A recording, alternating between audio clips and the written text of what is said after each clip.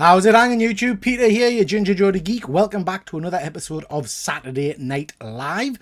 As ever, I'm joined by some of YouTube's finest. We've got good old James T. Keegan. How are you, James? Eyo, what's up? Eyo. You fitting well? I'm very well, man. I'm excited. There's lots of good news. Good. Yeah, we've got an interesting show. Lots of good, interesting news. And James, you are officially second in command tonight because I am on call. So if I get a phone call that the hospital's on fire, you have to take command, all right? Here's hoping. Yeah, you have complete control. Yeah. We've also got Luke. How are you, Luke? How's it hanging, YouTube? No, that's mine. Sorry, Make your own up. Heyo! Yeah, you can have that. How are you, Luke? Are you well? I'm very good. Yeah, like James said, lots of great news to talk about this week. Yeah. There's a lot to get with teeth into. I'm conscious we've got a lot to get through tonight as well, so it's going to be a fun one.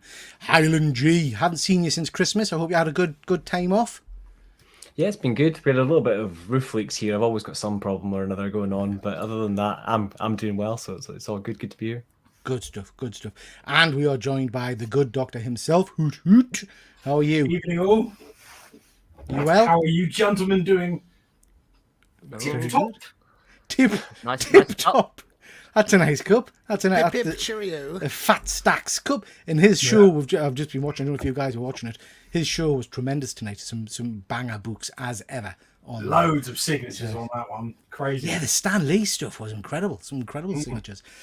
Excuse me. Okay, guys. Right, let's crack straight on. Let's see who we've got in the comments. We have got good old StreamYard. Thank you for joining. We have got Chris Bill. Nice to see you, Chris Bell. I work with him. Chris Bell. Nice to see you, bud. We've got Phil. I can never get Phil's new name right. It's Phil Sphincterverse. Is that right? Phil Sphinction. Yeah. I think it's good. Phil's Fiction, but fiction spelled PH. Oh, I see. It's very clever. Very good. Phil's Fiction. I prefer Phil's Sphincter. We've got Bat Dan. Nice to see you, Bat Dan. I hope you are well.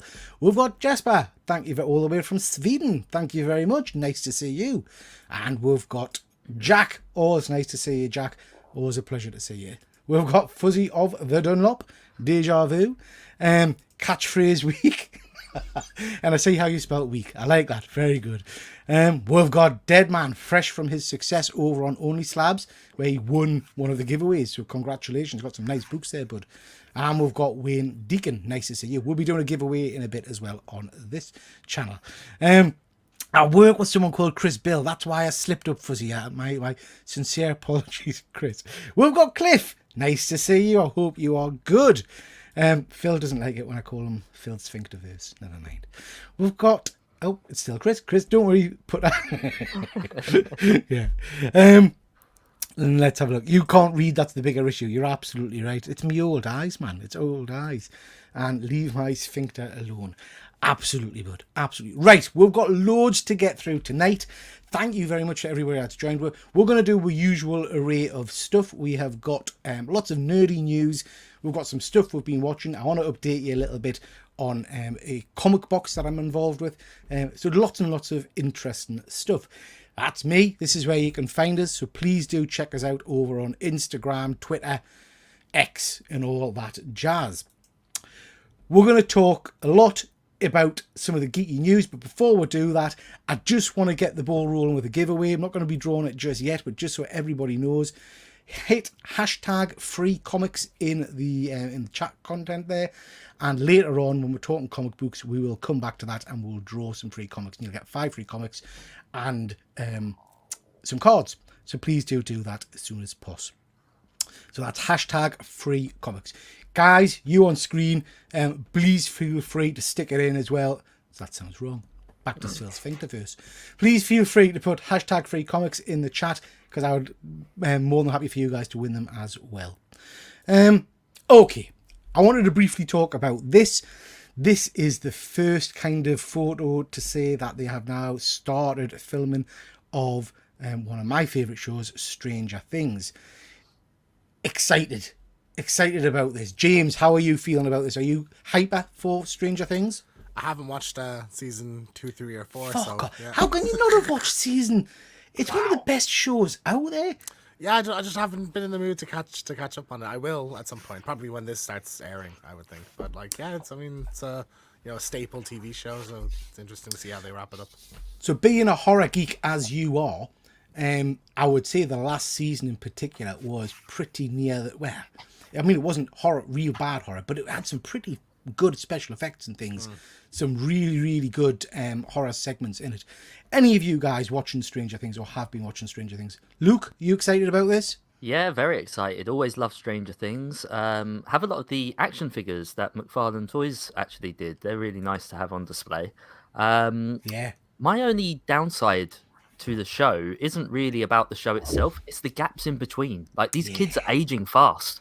Like, I feel like if it was all put together, obviously there's things that have come up in the world that have stopped them from filming so soon. But if it was all pushed together, if you were going to binge watch this like James is going to have to do, suddenly they're just going to age up really quick with very little explanation. So for that reason, it's a bit of a shame because it's such a good show. And I just feel like those time jumps, they're not really established in the show. They're just, the kids are just aging, aren't they? That's the downside to it. The time isn't really passing that much in the show itself. Yeah. No, I hear you because it is a long time between seasons. I don't find that I focused much on it in the last season, mind. I kind of let it pass us by. Fuzzy, as ever, never watched an episode, got sick of hearing about it, grew bored without watching. Fair enough, Fuzzy, fair enough. You're missing out because last season was brilliant. How about you guys? Highland G, do you watch Stranger Things? I'm kind of like Fuzzy, to be honest. It got so much hype, and because of that, I just never really kind of jumped on in the release schedule or stuff kind of happening. But I'll likely do what I did with Lost, and just as and when it's done, I'll go and watch through it. Yeah, that's the beauty of this. It's going to end at the next season, isn't it? So you will have 5 seasons that you can just binge. And the last season wasn't, well, I'm saying it wasn't too long. It was marathon episodes, but it's manageable. How about you, Von Hoot? I love it. It's wonderful. I can't wait for the next season. However, it's not like I sit around thinking about it. I find that when it comes out, I'm well into it, but like otherwise, it just completely isn't in my. Having said that, the Magic Badger absolutely loves Stranger Things. So really, it really crosses over to a tween demographic. Well, so I don't really find that I notice that they've grown up. I like to say that. Like, it doesn't. I think it'll be interesting to see how they do that in the next season because it does feel like there's a substantial amount of time between seasons. And as we'll all probably know, when kids hit a certain age, the growth spurt is quite apparent all of a sudden. They've probably been too young for to notice that up till now, maybe. So it's going to be interesting to see what the next season looks like. How do they age them? Let's be honest. Now they're young adults, so it's like completely different. But they did cast well in the first place, so they're not young the adults. clever They're thing just would be straight up adults now, aren't they? I mean, I don't know. I don't know They're whether in their it counts. 20s. Like what means young adult? I don't know. But if it was me, I would just call it out in the show. Just have it, like because as you guys said, like people have growth spurts and hit puberty early and stuff as kids. So why not just have them call each other out? Be like, hey, you're overly tall. Why have you got a beard? Just have it. Make fun of it. They should have explained it in the. They should explain it in the story that in the town or something in the water that makes people age faster. Honestly, I spent the entire 80s thinking that when I got to high school, everybody would be about 30 years old looking. That's because you're a fan of Grease. Yeah, exactly. Every teenager was played by a full, like a 30-year-old. Like they had beards. Can I just say on the subject of Stranger Things, I know it won't sell very well, but when it's all said and done, please release it on VHS because that would just be amazing. Have the entire series as a box set just for collectors. Like whether you can play it or not, it'll be great. Luke, I agree with you. I do, but you do realise you've opened yourself up there. I'm literally watching the comments. There's going to be a comment from Fuzzy about Luke Bingo. I know there is. Yeah, it wouldn't be Saturday night without it. Exactly. Yeah. But you're right. I mean, a kind of thing though, like vinyl coming back, where like people, as we don't need physical media for certain things, people then get nostalgic about the more classic ones. There's companies that do that, like the Evil Dead 2 is getting re-released on video by. There's game companies that do like limited releases on physical that don't normally release and stuff like that. So. Yeah, it's possible. Yeah, Yeah, no, I agree. A lot of VHSs it would take though. I would imagine. Yeah. Like you need a few episodes. Yeah, it would, VHS per yeah. episode. Yeah. You're right. Von Hood, I just want to jump back to something you just said there. Magic Badger, I haven't watched it. The last season, there were some pretty scary bits in it. Was she all right with that? Yeah, she was fine, but like she's 13 now, so like it's about the time where you start watching slightly scary stuff. It's not all the way scary, but it is Yeah. very intense. To be I just- honest, if I was lying in bed and I saw you walk past as a silhouette by my door, That's I don't scarier, think I'd yeah. be scared of much. Yeah, that's scary.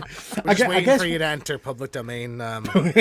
Somebody. yeah, we could do horror. With Von Hood's Horror. horror. That would be tremendous. I guess I'm thinking, because I remember watching Stranger Things the first few seasons with my son. And yes, there are scary bits, the demon dogs and things like that, and the monsters and stuff, but it wasn't horrific. And then there's that scene early on where me and my son were a bit shocked at how graphic the snapping, if you know what I mean, Yeah, was. yeah. And I kind of thought, wow, this is taking a bit of a turn in terms of That graphicness. definitely threw her. And it was intense for her, but it wasn't upsetting. Yeah, I yeah. think it helped that those initial seasons were sort of a little bit more palatable to a younger audience. You see what I mean? They didn't go like, because let's be honest, this last one is a bit of a rip-off of Nightmare on Elm Street. Oh, So- absolutely. So like you can't really do that with a young kid. But that, again, that's the thing, isn't it? Like horror is made for kids. Like even going back to the old fairy tales and everything else, it's what prepares you for the scariness of the world, isn't it? So I think being 13, 14, that sort of age group, this is perfect. Absolutely perfect. And again, just jumping back to something Von Hoots just said there, I mean, they even had Robert England in the last season, didn't they? They acknowledged that it was basically a rip-off of Friday, I think. Phil, I completely with you, mate. Worry they'll ruin Stranger Things with its ending. Yeah, I think, when you've got such a fan base and you've built up, the ending is so crucial to how people remember the series. Luke will disagree with us. But I remember watching the last episode of Lost and just thinking, wow, have I given so many years of my life to this bollocks? It was during the middle You're wrong. of the run of Lost where I thought that quite often. Yeah. Okay, bit of comic news, and I'm going to come to Luke first on this because I'm interested in his take. We've had good old Ozzy Osbourne. He bites bats off. It's not Ozzy Osbourne. Norman Osborn, as a good guy for quite a while now, as the Golden Glider and all that kind of jazz. And the word on the street is now that in the new Marvel Free Comic Book Day 8.1, whatever it is, he's going to be reverting back to being a proper bad guy. So we're going to get Norman back in the Green Goblin costume as a villain. That's how it should be, surely, isn't it? I mean, did you buy this goody Osborne? Nah, never have, never will believe it. That's the whole point of his character arc. We've gone through it so many times. Whether it be just the amnesia story or an actual change, he is who he is. Leopard doesn't change its spots. He's always going to be the Goblin, and even when he's gone down other routes, like with the Carnage symbiote and everything else, it's always been the Goblin. I don't think you're going to shake that.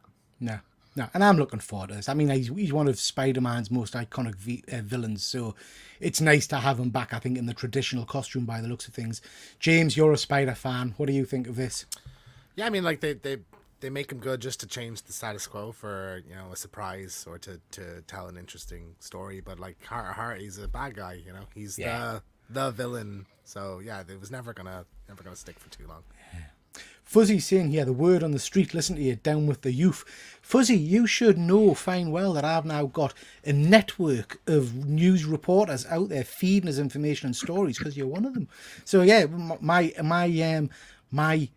what do you call them? My intel tells us this.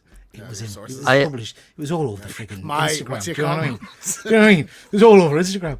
I will say as well, the only reason why Spider-Man's never done away with him completely has always been because he's Harry's dad. Like if Harry and Peter didn't have that friendship, I think the Goblin would have been got rid of a long time ago. He's only ever stuck around because of the family dynamic.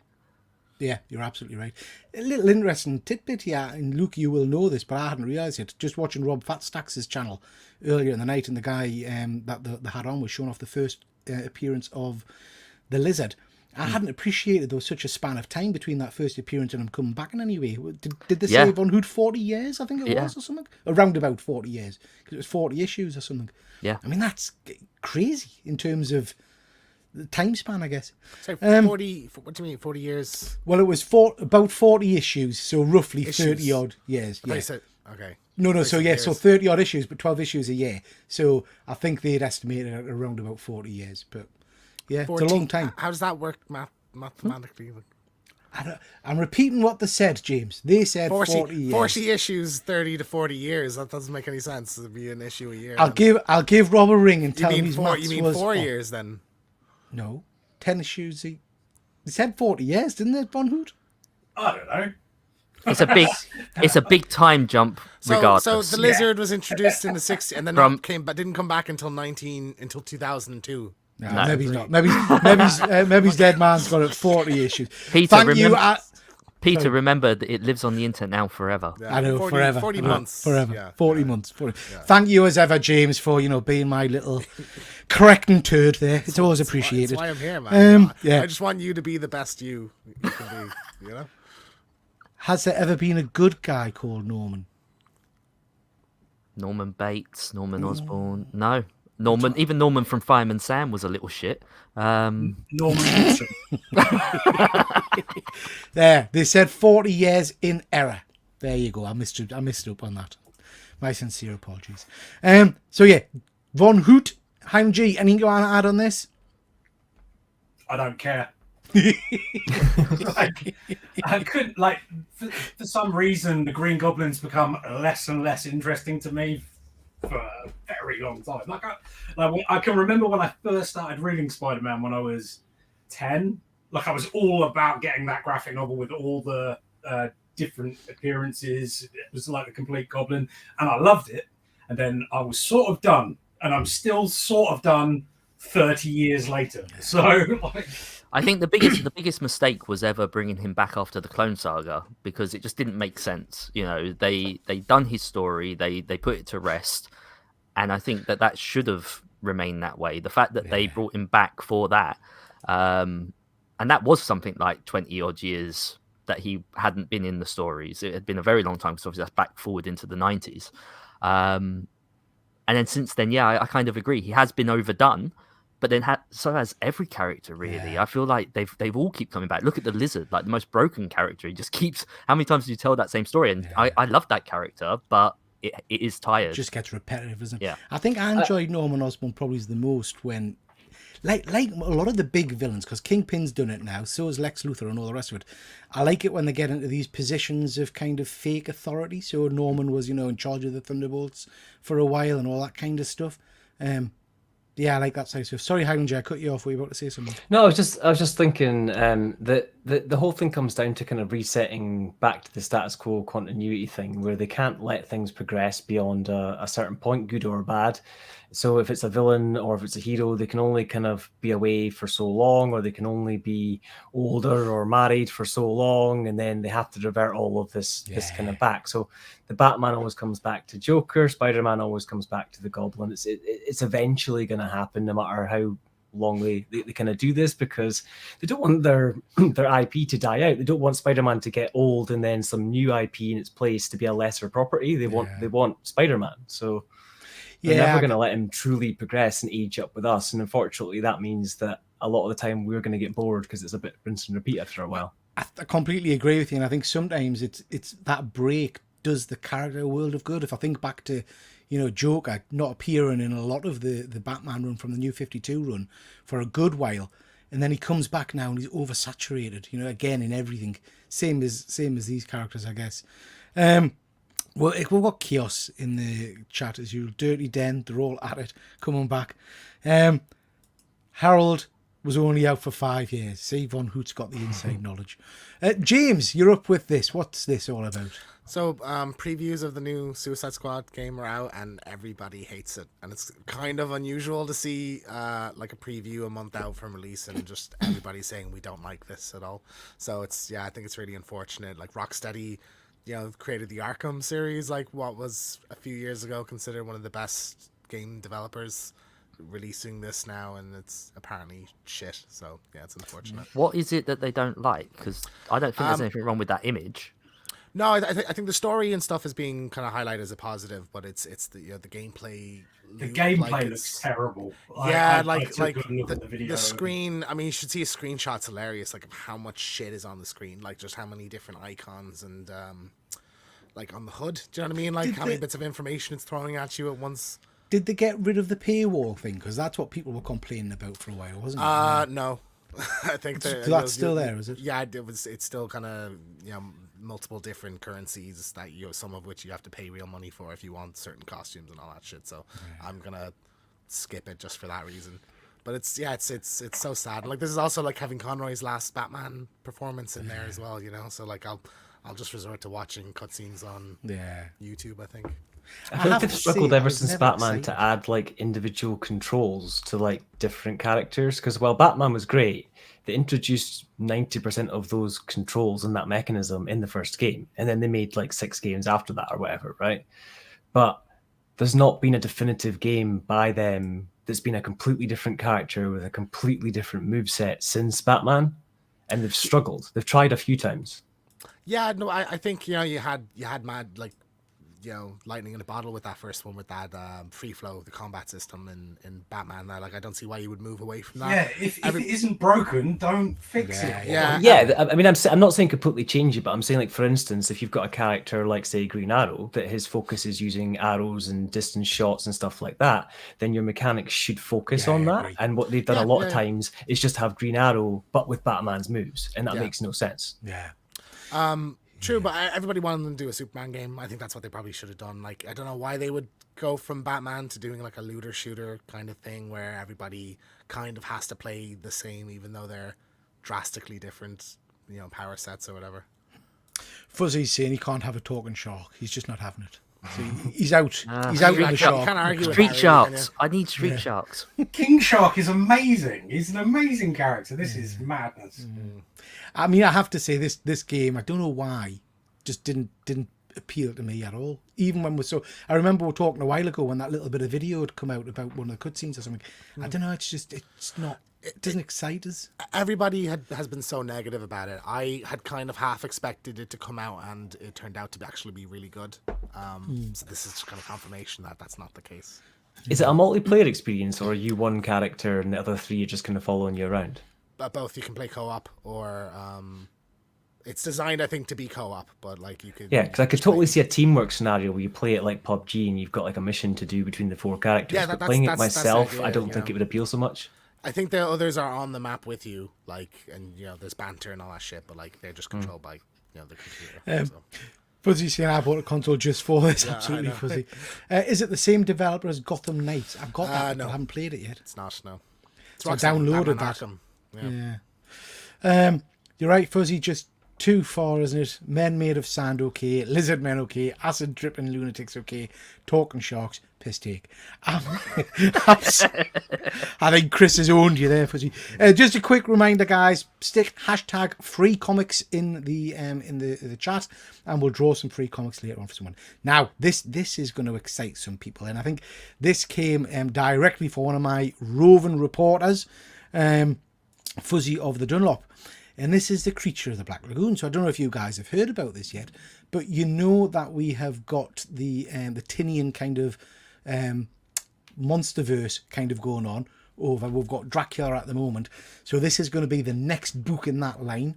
This is not a retelling. It's a kind of a modern day Creature of the Black Lagoon written by Ram V. Quite excited about this. I'm excited to see I didn't have a chance to look up the artist on it, but quite excited to see who the artist is on this. And like I say, not a retelling of the story. It's kind of a modern version. What do you guys think of this? Von Hoot, I know you're a big monster person. They need to take all my money. Like, just take it all. I'll have every cover. I love The Creature from the Black Lagoon. And, like, Ram V's a great writer, too. So I'm pumped. I hadn't heard this. It's what I wanted already.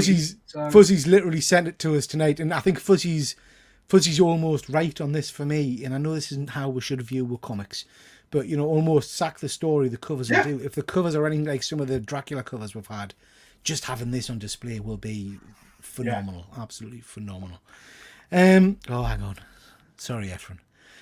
Who's your number one Roman reporter? You are, Efren, definitely you, bud. Efren, definitely you. It's you, Fuzzy. Guys, what do you think of this? Highland G, are you into? I don't really know. I've not spoke to you before. Are you into monsters and things like that? Horror's not really something I focus on. My girlfriend loves horror stuff, but it's not something that I'd be a huge focus on. Independent retakes on things and Ram V writing stuff. I mean, that gets me interested. And I'm kind of the opposite to the covers. I couldn't care less about the covers. Bring it out as a graphic novel where I can read it as one thing, and that's what I'd want it. Yeah. I think it's going to be, I can't remember if it was 5 or 4 issues, but it is a short mini-series. So again, without doubt, this will come out in some kind of nice graphic novel hardback, hopefully. Luke, I know you're a massive Creature fan. This excite you? Yeah, so for starters, I didn't know that this was happening, so this is great news. You're right, the Creature is my all-time favourite classic monster. Like Von Hoot has already said, the covers will sell this, but the actual book, now, like you say, Ram V, great writer, but this will be made or broken based on the artist, whoever does the interior artwork. If it's good, this will be fantastic. If it's bad, this will be a big flop. Yeah. And James, are you excited about the prospect of them doing more in this universe as well? Because this is now, I have to say, I haven't done Dracula first. I kind of just assumed we'd go Frankenstein next. I don't know why, but I did. Well, I was just about to ask, is Dracula modern day? It's going to modern day? No, it's a retelling. So Dracula, we haven't had the final issue yet, but it's been a kind of a retelling of Bram Stoker's Dracula with a few alterations and twists. Yeah, so the modern element surprises me. I would have thought they would have stuck with, like, I if Luke, correct me if I'm wrong, but the original is set at the time it was made, isn't it? It's 50s. Yes. Kinda? Yeah, it's like 50s. So I suppose that makes sense, but I would have thought they would have stuck with that original kind of period and just done a kind of a slight retelling of that original one. So like putting it in modern days is an interesting spin. Like it's different vibes to it, I feel, when you do that. Actually, let us have a quick jump on my phone because I read the synopsis, or I photoed the synopsis, because I'm sure it's something to do with a detective or something like that. Yeah, here we go, guys. So the story is not an adaptation of the 1954 black and white classic, but it's a modern day set tale of suspense, intrigue and terror that connects the original movie. The limited series introduces new characters, and it's basically blah blah blah, a scientist whose face got mangled by the gill man and was later covered in bandages. So it's a follow-up to the movie. So maybe it just says linked, doesn't say follow-up, but linked. That sounds like it's a loose sequel. Yeah. It's a sequel, yeah. The story sees journalist Marsden Hunt, a notorious serial killer in the heart of the Amazon, hot on the trail of a madman, and he soon encounters the creature. Okay, if we're getting like true detective vibes, I think that sounds kind of cool. So yeah, if you're talking like detectives and serial killers and stuff, so yeah, I'll give this one a read. I'm looking forward to it. Yeah, sounds good. I will Sounds say good. the third movie from back in the day was awful. Like don't the think second I've one, even seen second that. one is okay at a push. Nothing beats the first one. First one's amazing. I think I liked the second one, but I don't remember the third one. So The third one is a or completely bad different side? design. Like he's wearing clothes and everything. Like Oh no! it's horrific.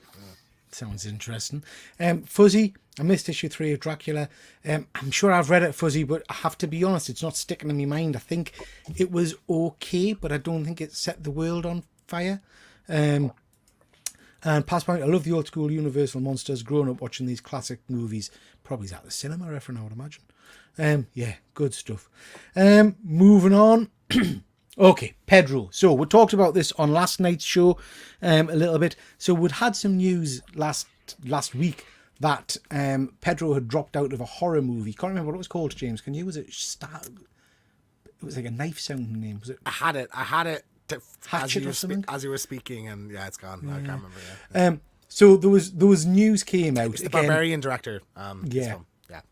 Yeah. That Pedro had dropped out of that movie, and it had been written that it was because of conflicts with Fantastic Four. And there was we had a bit of discussion about whether it's a true source or whatever.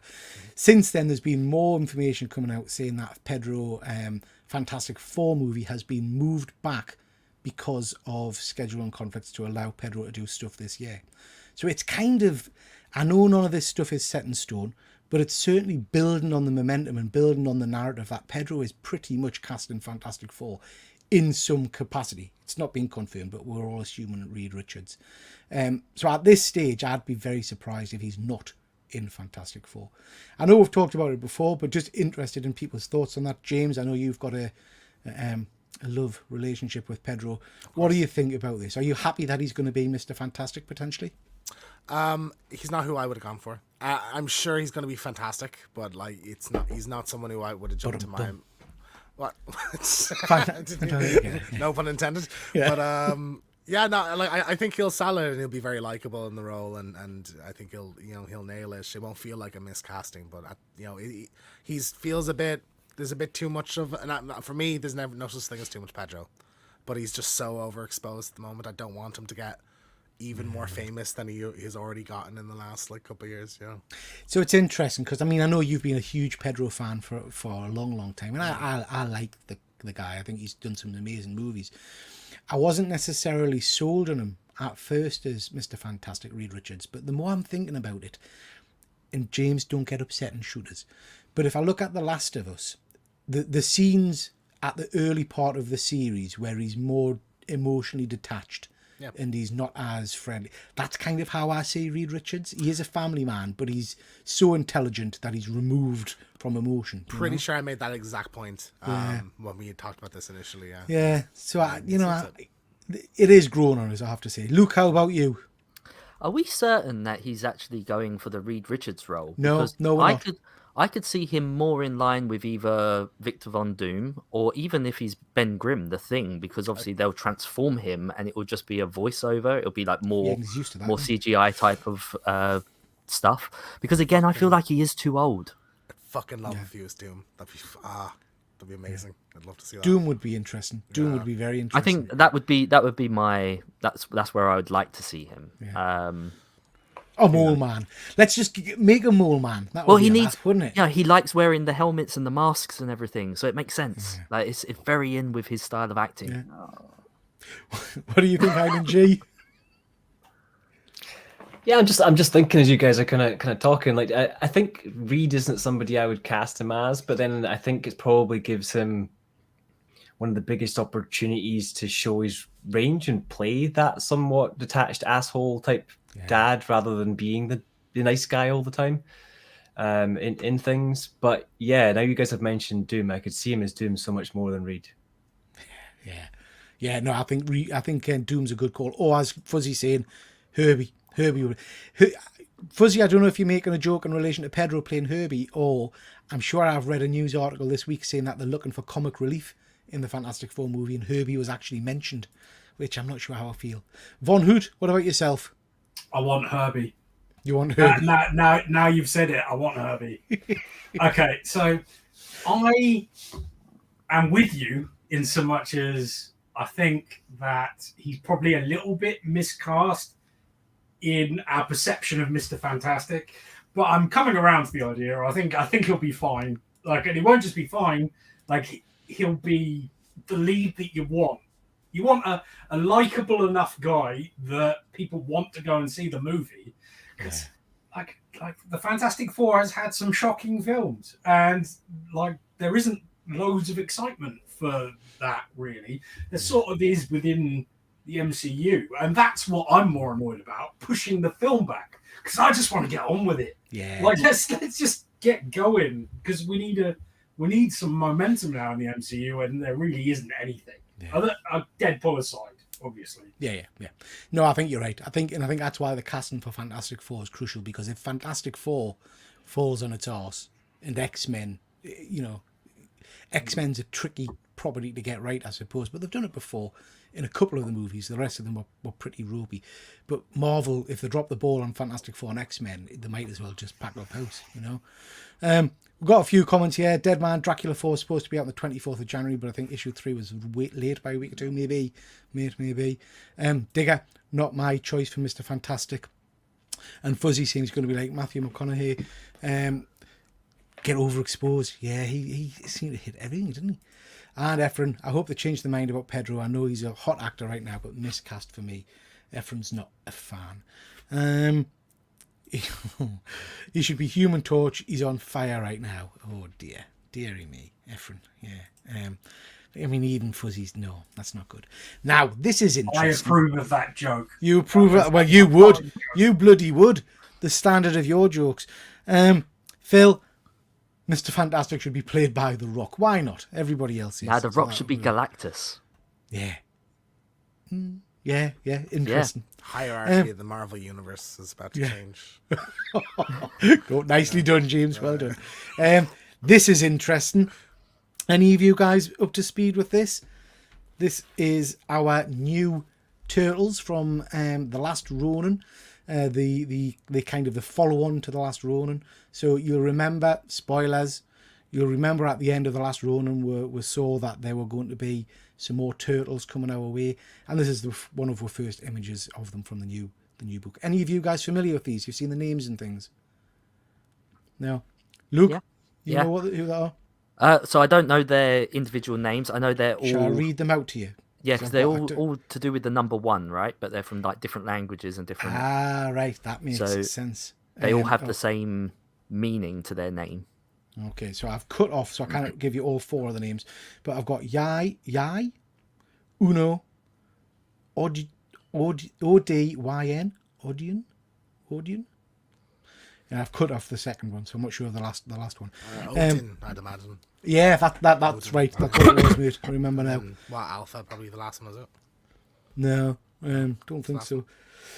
Not sure, mate. So interesting. I don't know, but you're wrong.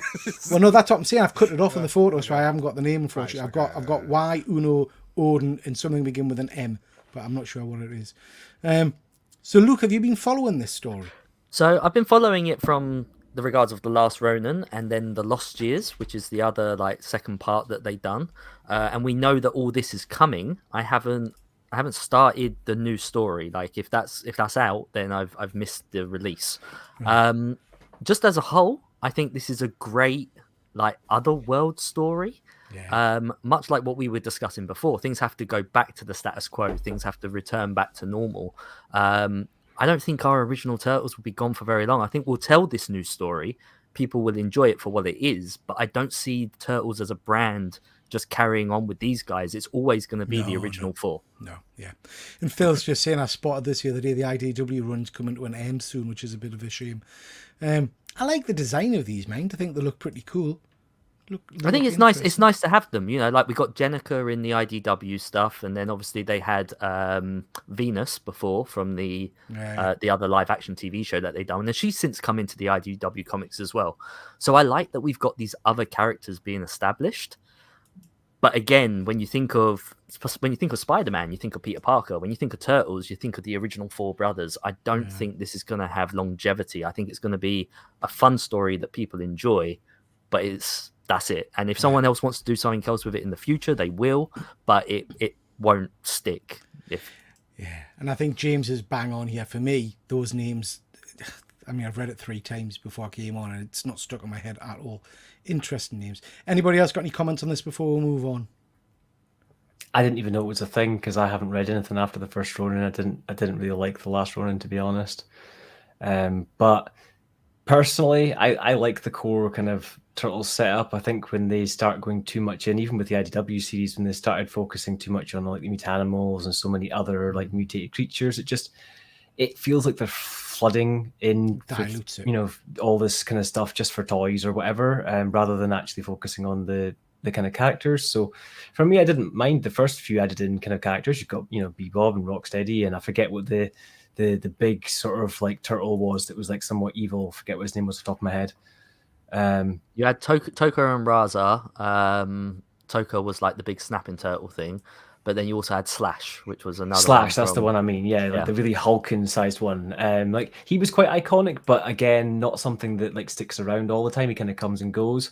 So yeah, I think that while these guys might be fun for a couple of short runs, they're not going to be the focus. Yeah, I agree. Any else before we move on, guys? No?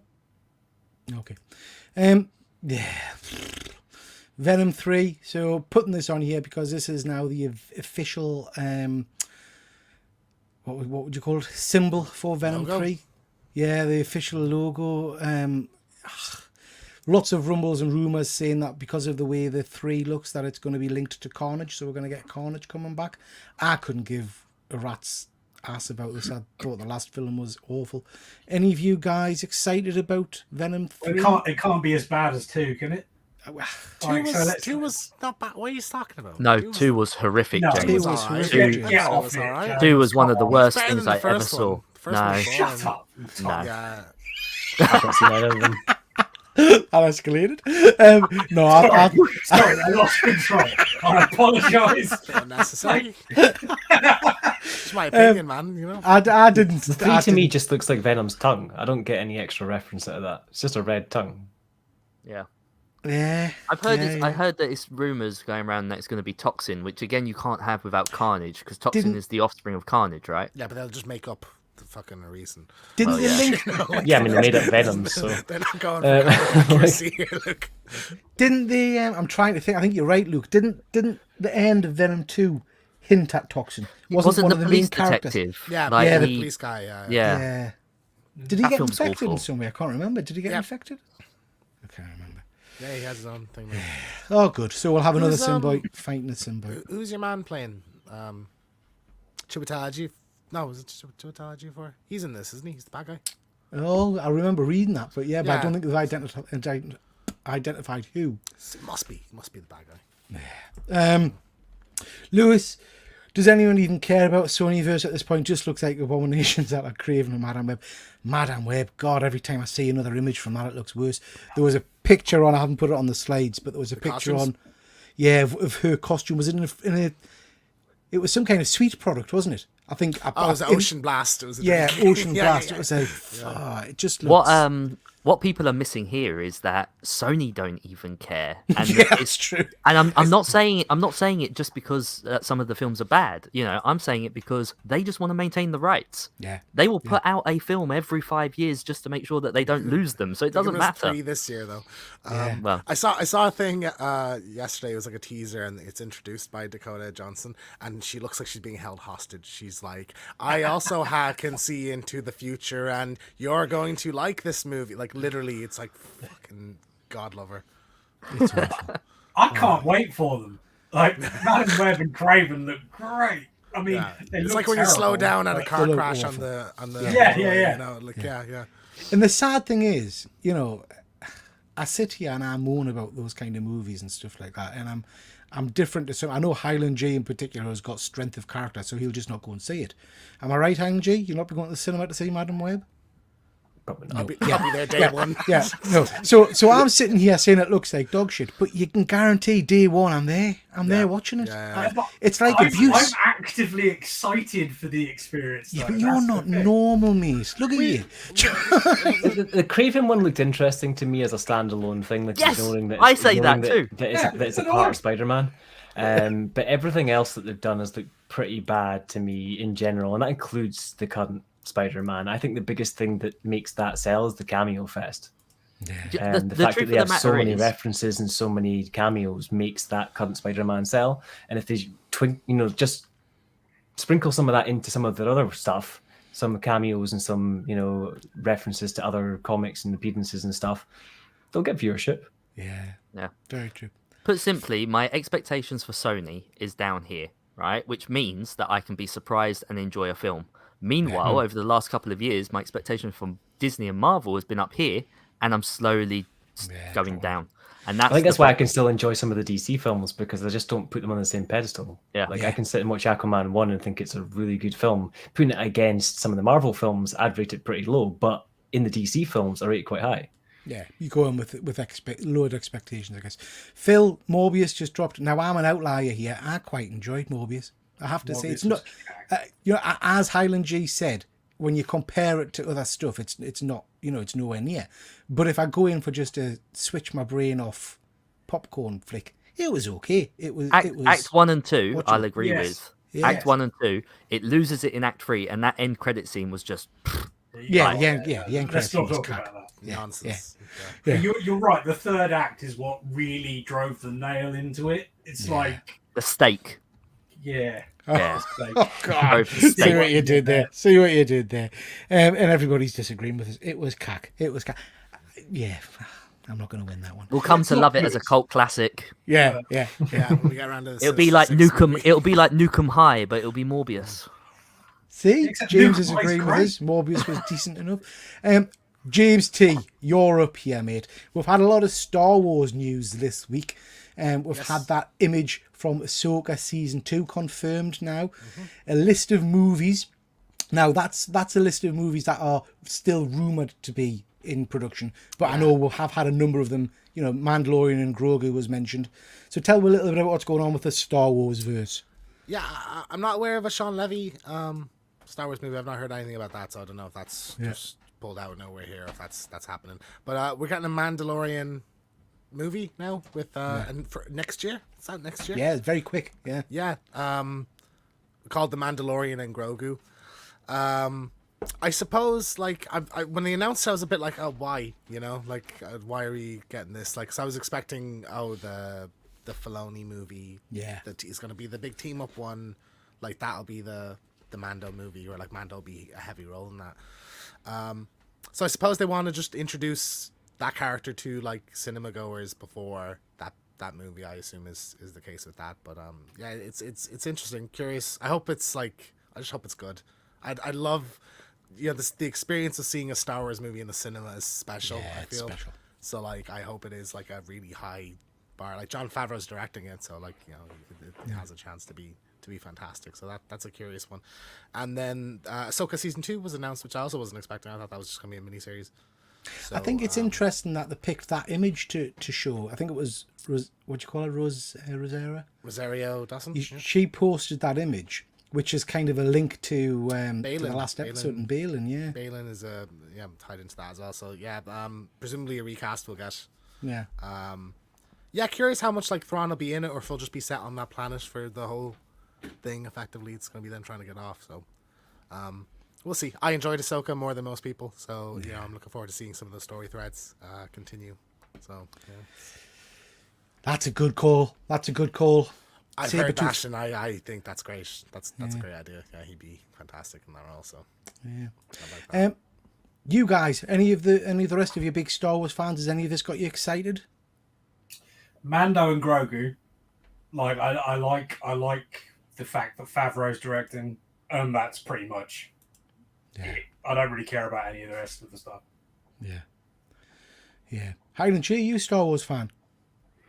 Yeah, but I kind of pick and choose, to be honest. Like, I've not really bought into this whole like ongoing TV universe of kind of stuff, because I don't know, I like my Star Wars just being kind of self-contained movie experiences that kind of are what they are. So I enjoy the first sort of 6 movies. I've not really, I think I've watched 1 or 2 beyond there, but to be honest, not a lot of it's really caught my attention to the point where I'm like, this is going to be a big epic sort of point in Star Wars that I care about. And then outside of that, I've read the I think it's the Legends they're called, the comics that are based like way in the future, and it's like a child related to Luke Skywalker that doesn't really want to have anything to do with the name, and it's quite an interesting kind of tale of that character outside of the current Skywalker ties. But yeah, I don't know, like, I don't feel everything needs to be an ongoing constant franchise that they're trickling bits of information to me, because then I can never really watch it back because there's so much content. I'd rather have condensed movies that I can watch and have them stand alone. I think you're right. I think Phil's saying here, fingers crossed for a good Star Wars movie. I think that's, I think James is right as well. It's an experience. It should, going to say a Star Wars film for me should be an experience. When that music hits and you see the scroll and all the rest, you should feel something. So yeah. So I can see why they would do a Mandalorian movie, for instance, for those that just have no interest in watching an ongoing TV show. Yeah. Like, they're going to want to watch the movie and get to know the character. To prep for Filoni's movie. I just feel like if last season wasn't so bad, I'd be much more excited for this. Like, I was so let down by season 3. Yeah, of Mando. Yeah, me too. It wasn't good. The Taika Waititi movie is never going to happen. This will just be like Rogue Squadron and fall off into the abyss. I kind of hope so. It's the furthest along it's going to happen. That's out of all of them, it's the one I'm most confident is going to come. You see, I'm Taika Waititi's out. I have to say, he's not floating my boat anymore. Just like, he made one movie you didn't like, and you hate the guy now. No, it's not that. Everyone hates the guy now. it's not the one movie. It's his every appearance since. He's just. It's not that I think separate him as an actor and as a director. Like, you know, he might do a Star Wars thing he's not in at all. Like, it's just he makes the movie, and he might do. He has a but then he penchant might as a not. phenomenal director. So I feel like it depends whether he wants to be there at the end of the day. I think Taika is a very good director. It's just if he wants to make the film or whether he's just taking a paycheck, because they're two different things. And you know, like we saw that with that Thor movie, because that was okay, moving off Star Wars. Last week or the week before, I think it was, we talked about the news that that Ghost Rider, or the Spirit of Vengeance, was going to inhabit a villain. And we had a little bit of a debate and discussion about who that's going to be. It's been announced now, so it's actually on the cover. So if you guys haven't seen it, it's going to be the Hood. So I forget his first name. Is it Parker Robbins, I want to say. Don't know if that's correct or not, but yeah, interesting. I don't know. I wonder if this is more of a tie-in, because isn't he rumored to appear in one of the MCU shows in the future? not rumored. He's the villain of Ironheart. Ironheart. What? Sasha Ramos.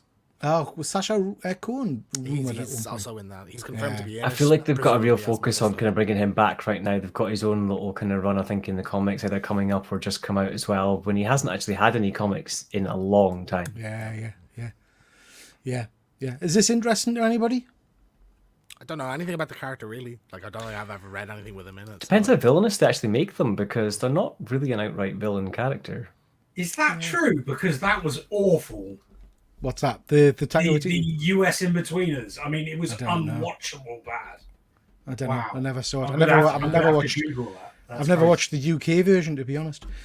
I don't know a lot about the Hood character, to be honest, other than he's got a hood, a cloak that I think originally was given to him by Mephisto, I think, or something along those lines. He was part of the Cabal, working with Doctor Doom and all that. He started off as a street level criminal, and then got this cloak, which gave him kind of, I think, teleporting powers and guns that shot fire or something and things like that. Don't know if Yeah, anybody I else think is he familiar tied with into the the Illuminati at one point as well, and there's some other bits and pieces. Like, he's been a very background character for quite a while. Yeah. But it just looks like sort of what was the Ghost Rider that they did with Punisher?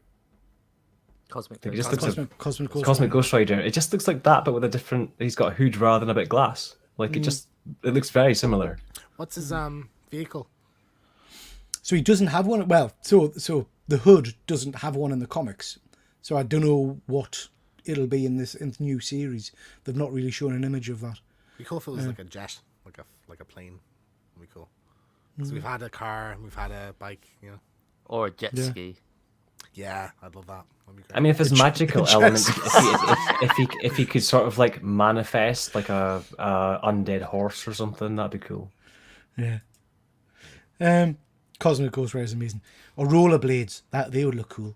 Ice Flames. skates. Ice skates. Fire I tell you what, you give him rollerblades, and I will buy every issue. I know. And I knew as soon as I said it, Von Hoot, you'd be there.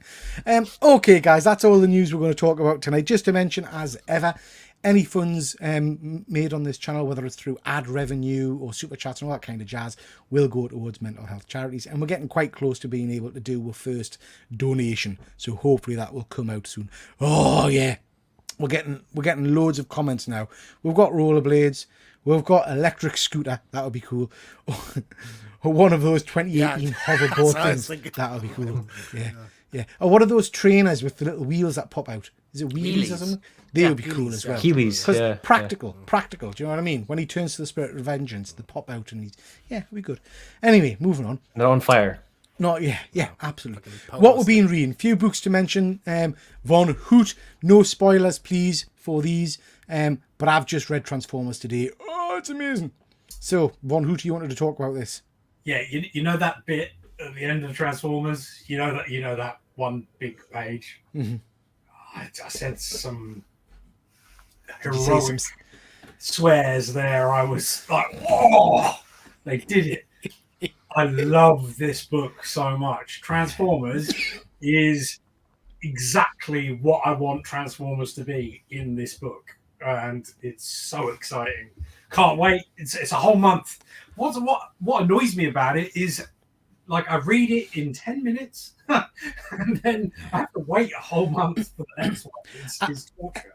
And I think, you know, I'm reflective of Fuzzy's comment a few weeks ago about it being a bit too quick to read in terms of there's not a lot of words and dialogue to it. And I agree with that, because I'm like you, I blast through this comic very, very quickly. But I think that's just my excitement of turning the page because I'm loving it. Do you know what I mean? The thing is, though, with Daniel Warren Johnson does not need a lot of words. And I happen to, I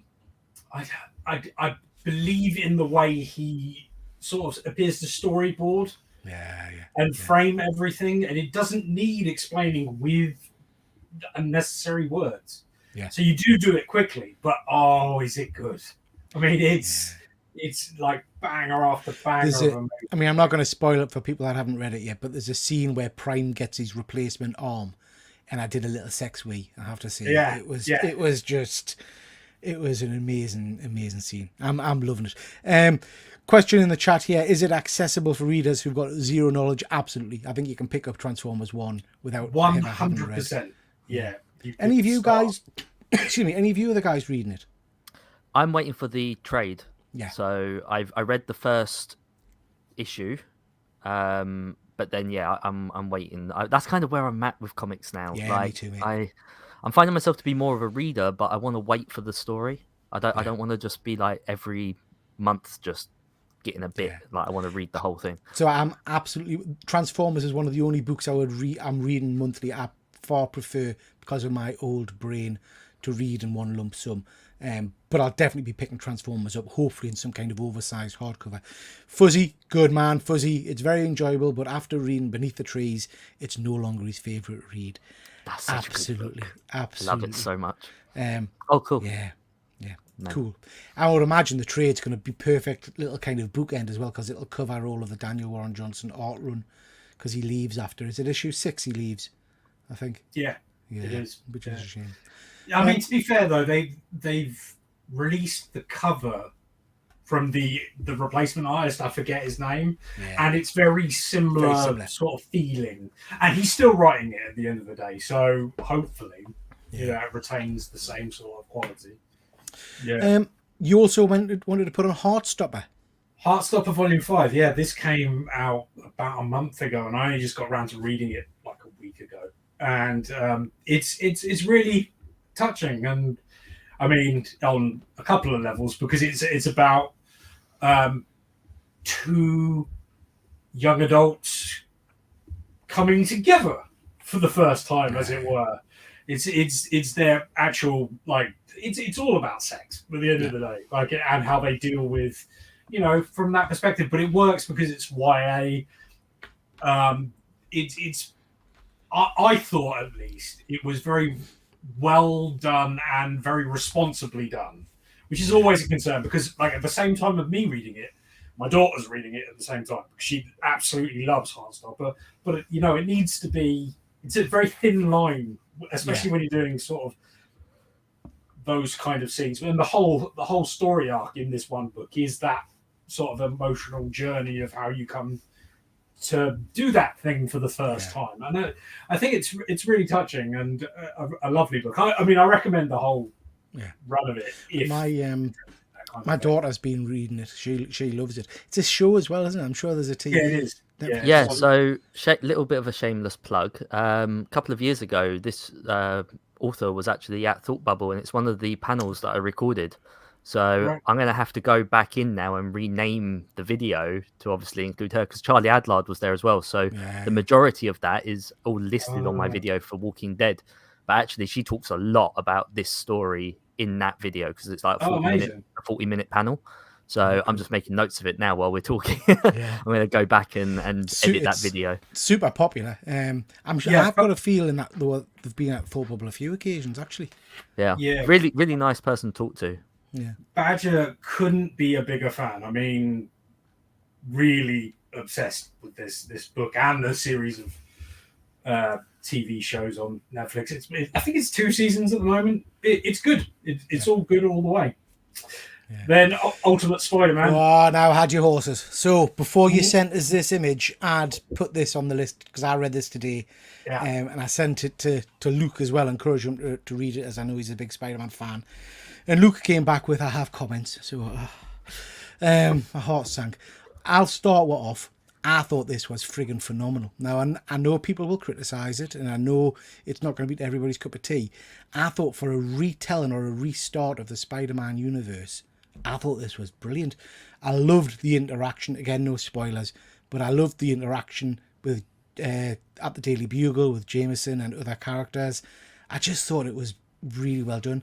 I thought MJ having the family element was superb. I teared up almost when she said, "Go get them, Tiger." I loved everything about it. I wasn't expecting to want to continue reading an Ultimate Spider-Man book.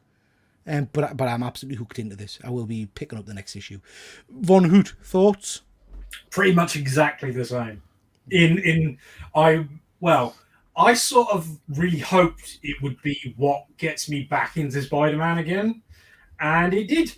I was like, I'm in for the next issue. I've subscribed now. Like give it to me. But I will say, if I get a hint of them breaking them up, I will be out the door like a shot and just there. Yeah, absolutely. Just before I come, sorry mate, just before I come to you, Luke, Fuzzy's saying he still needs to read it. Recommend you picking it up, Fuzzy. It's a good one. Phil, why is it a spec book? Is it a first appearance? It's the family are back together, but also I don't think it's a spoiler to say there's a new version of the Goblin armor is what people are specking on. A new version of the Goblin. Luke, I think it's different kids as well. Yeah. Well, do you know what? The reason... Well, let's not get ahead of myself with my comments. So, how can I do this without spoilers? Yeah. So this is following on from the Ultimate Invasion story, which I've mentioned a few times on this show when we've spoken about what we've been reading, and it was like a 4 or 5 part miniseries that nobody else was really reading, and it was all to do with the maker going back and changing things. Yeah. And sure enough, this is the follow-on from that. The best way that I can say it is, yes, we have Spider-Man and he's back and he's what we've always wanted. But I can't tell you anymore because it would ruin everything. Like, I feel there's so much that I want to say. And I feel like maybe if we came back to this like next week and we're able to talk about it a bit more freely, we could have a real good conversation about it. So I'm just going to say that it's everything I could have hoped for. It's everything that I've always wanted Spider-Man to be.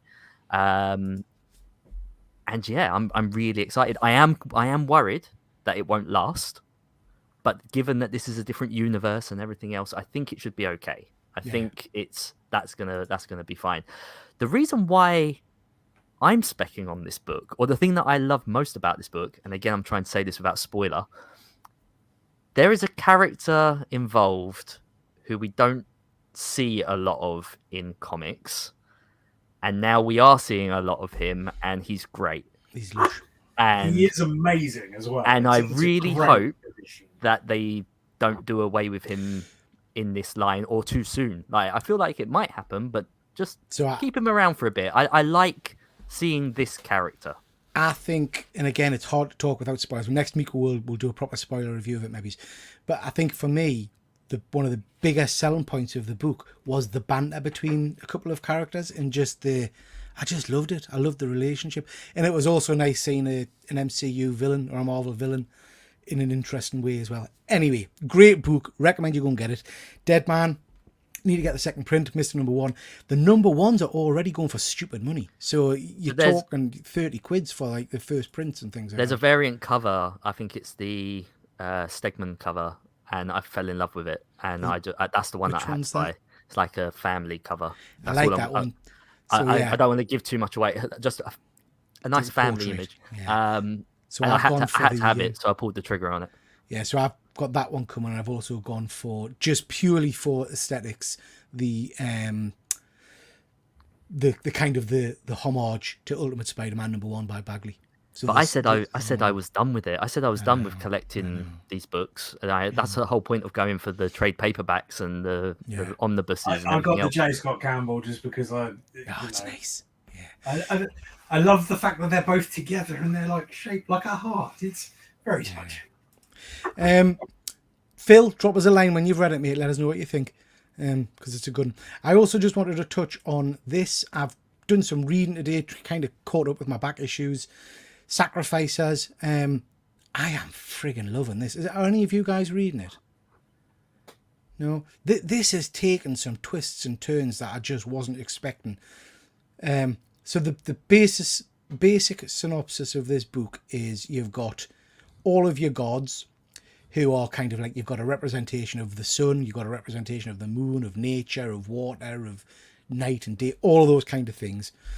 And then you've got the sacrifices, which is basically these people who wander around the planet below and take children of people to be sacrifices to the gods.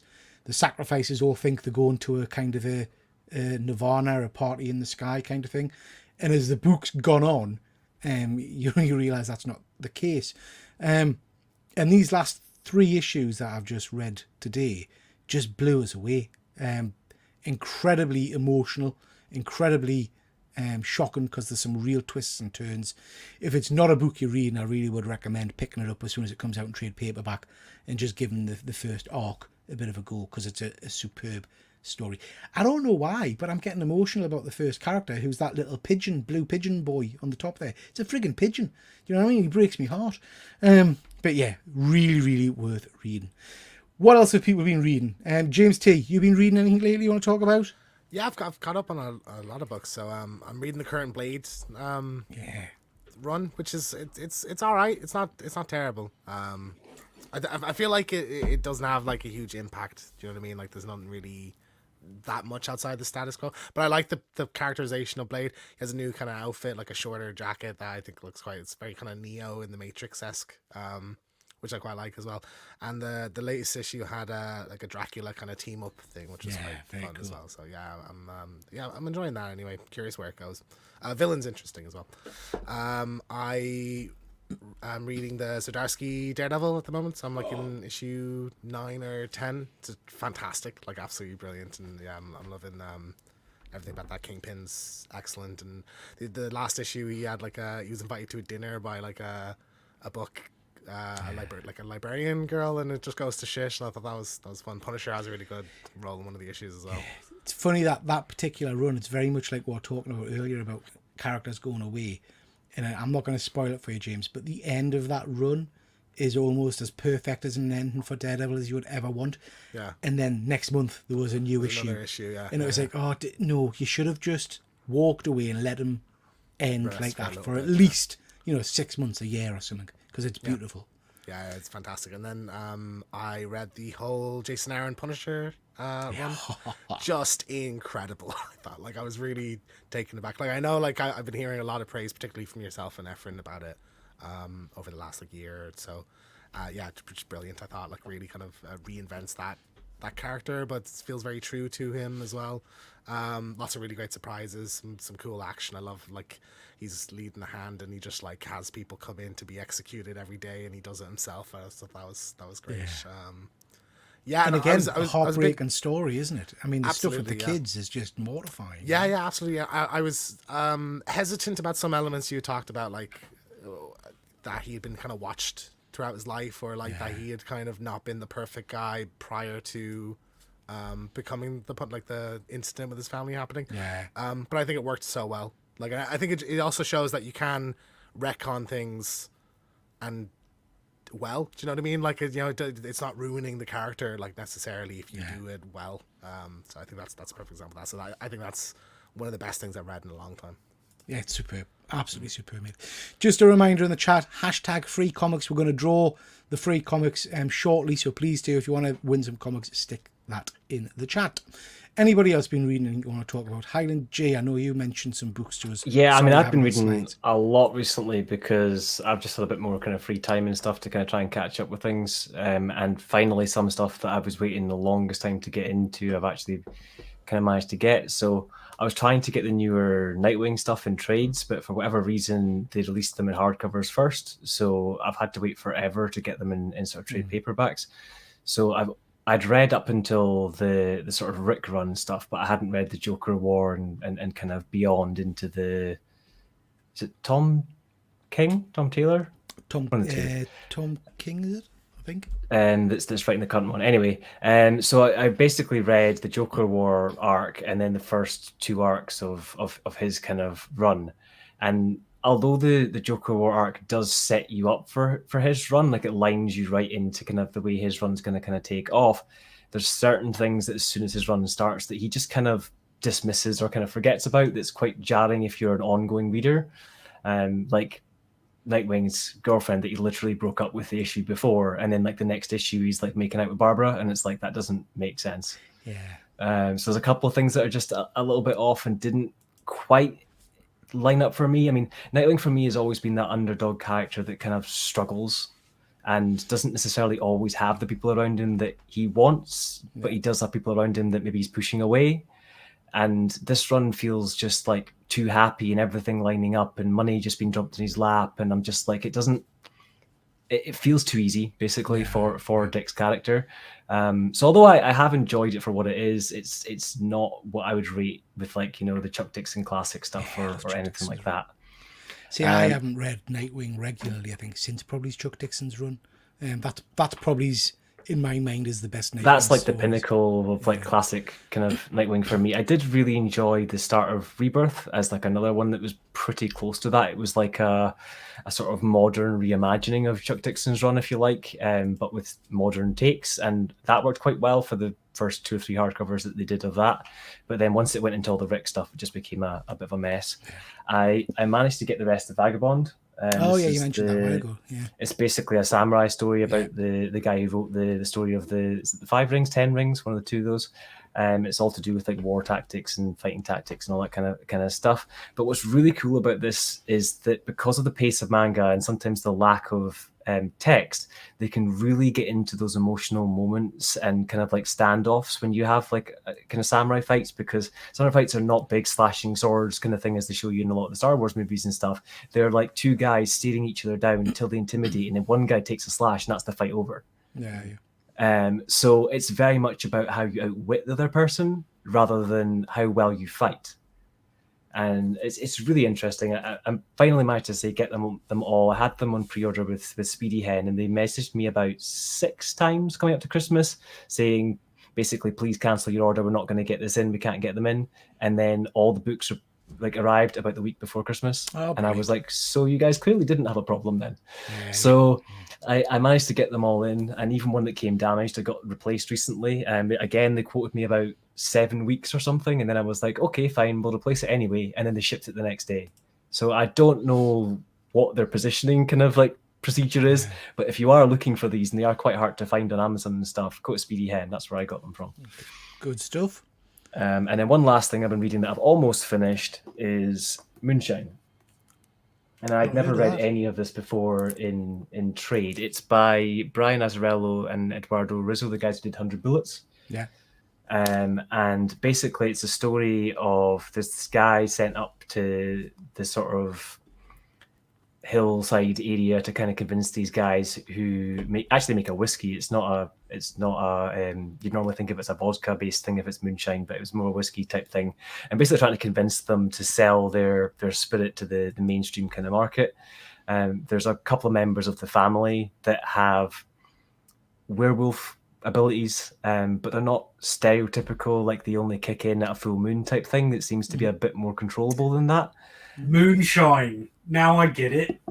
Tremendous.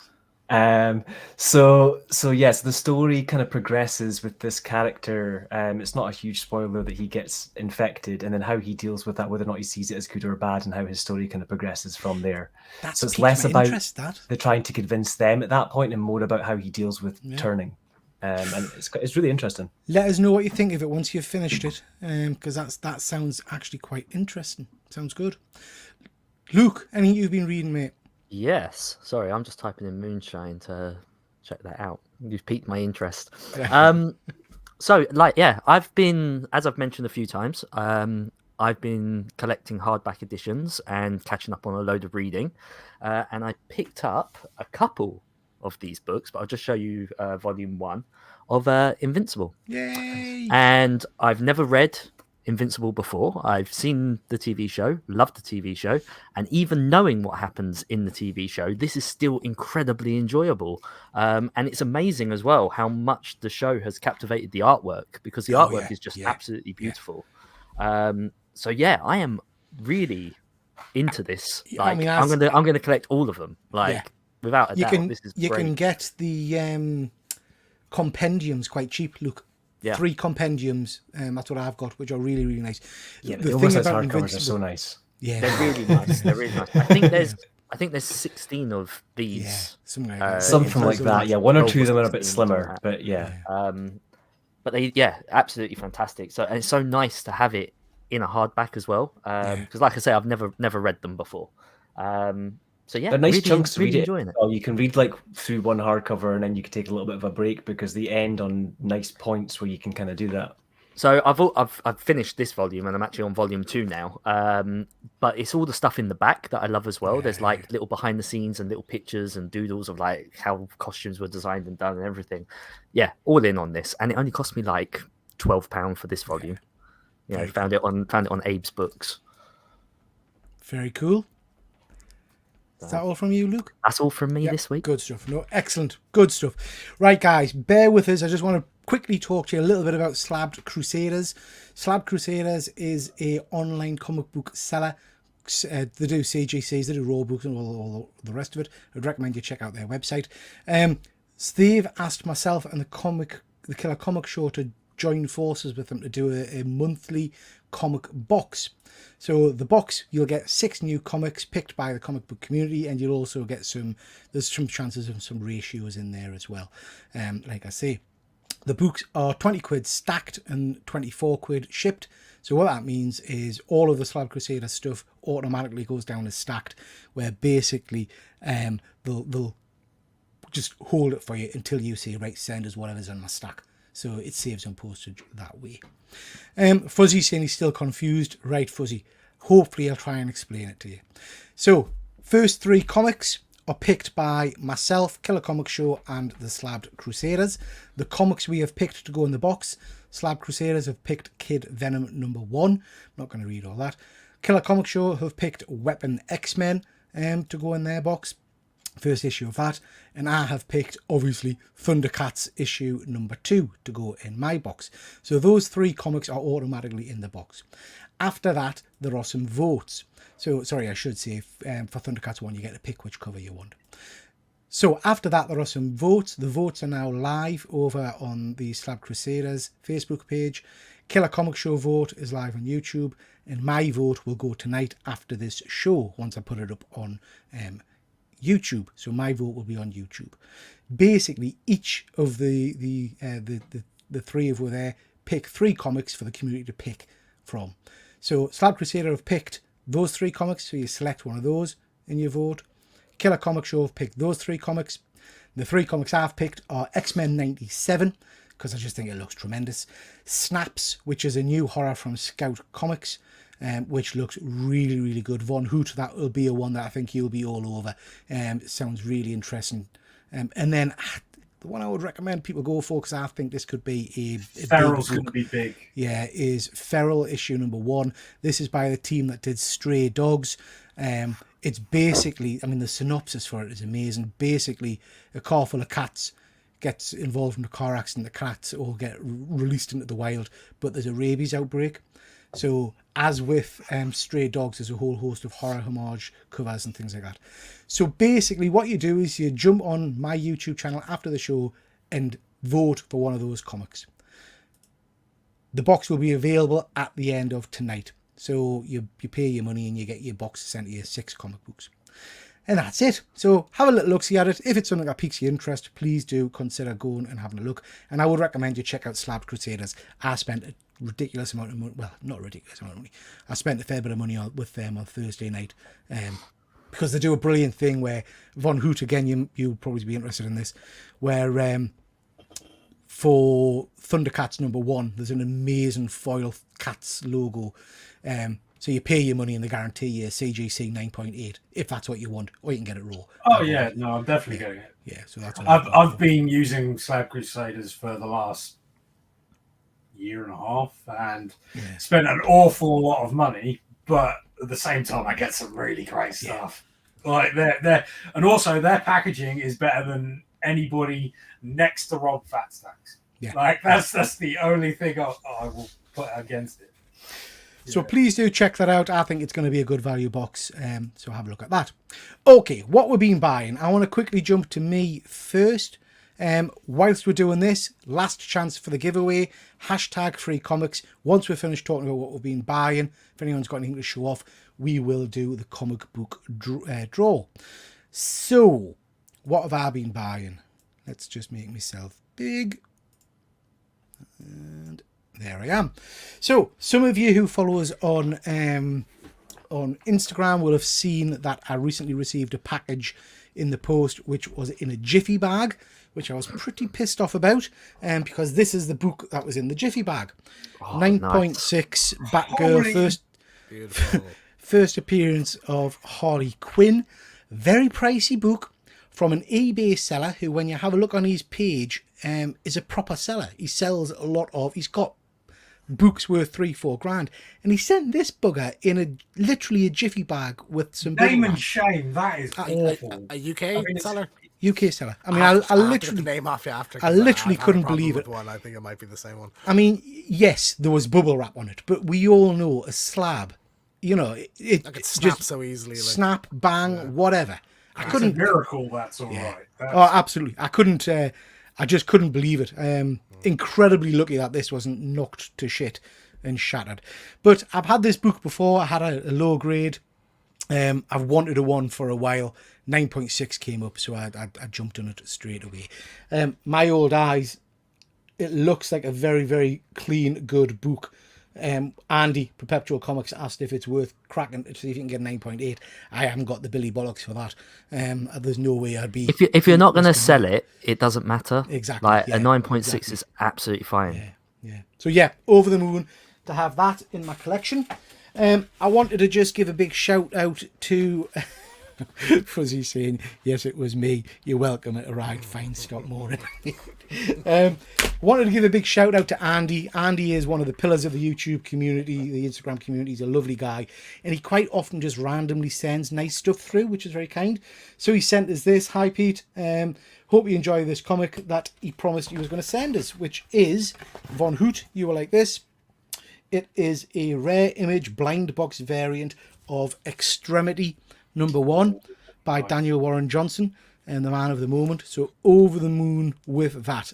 Absolutely love it. So thank you, Andy. He also sent, because I think Efren mentioned it on a show we're on, and Luke, you'll be jealous, he also sent this for us to send to Efren. Jealous.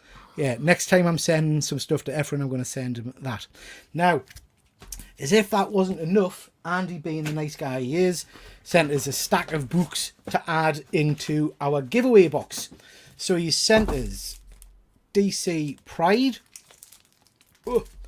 X of Swords, Haunt. Heard that's really good, Haunt. Not read it, but I've heard it's really good.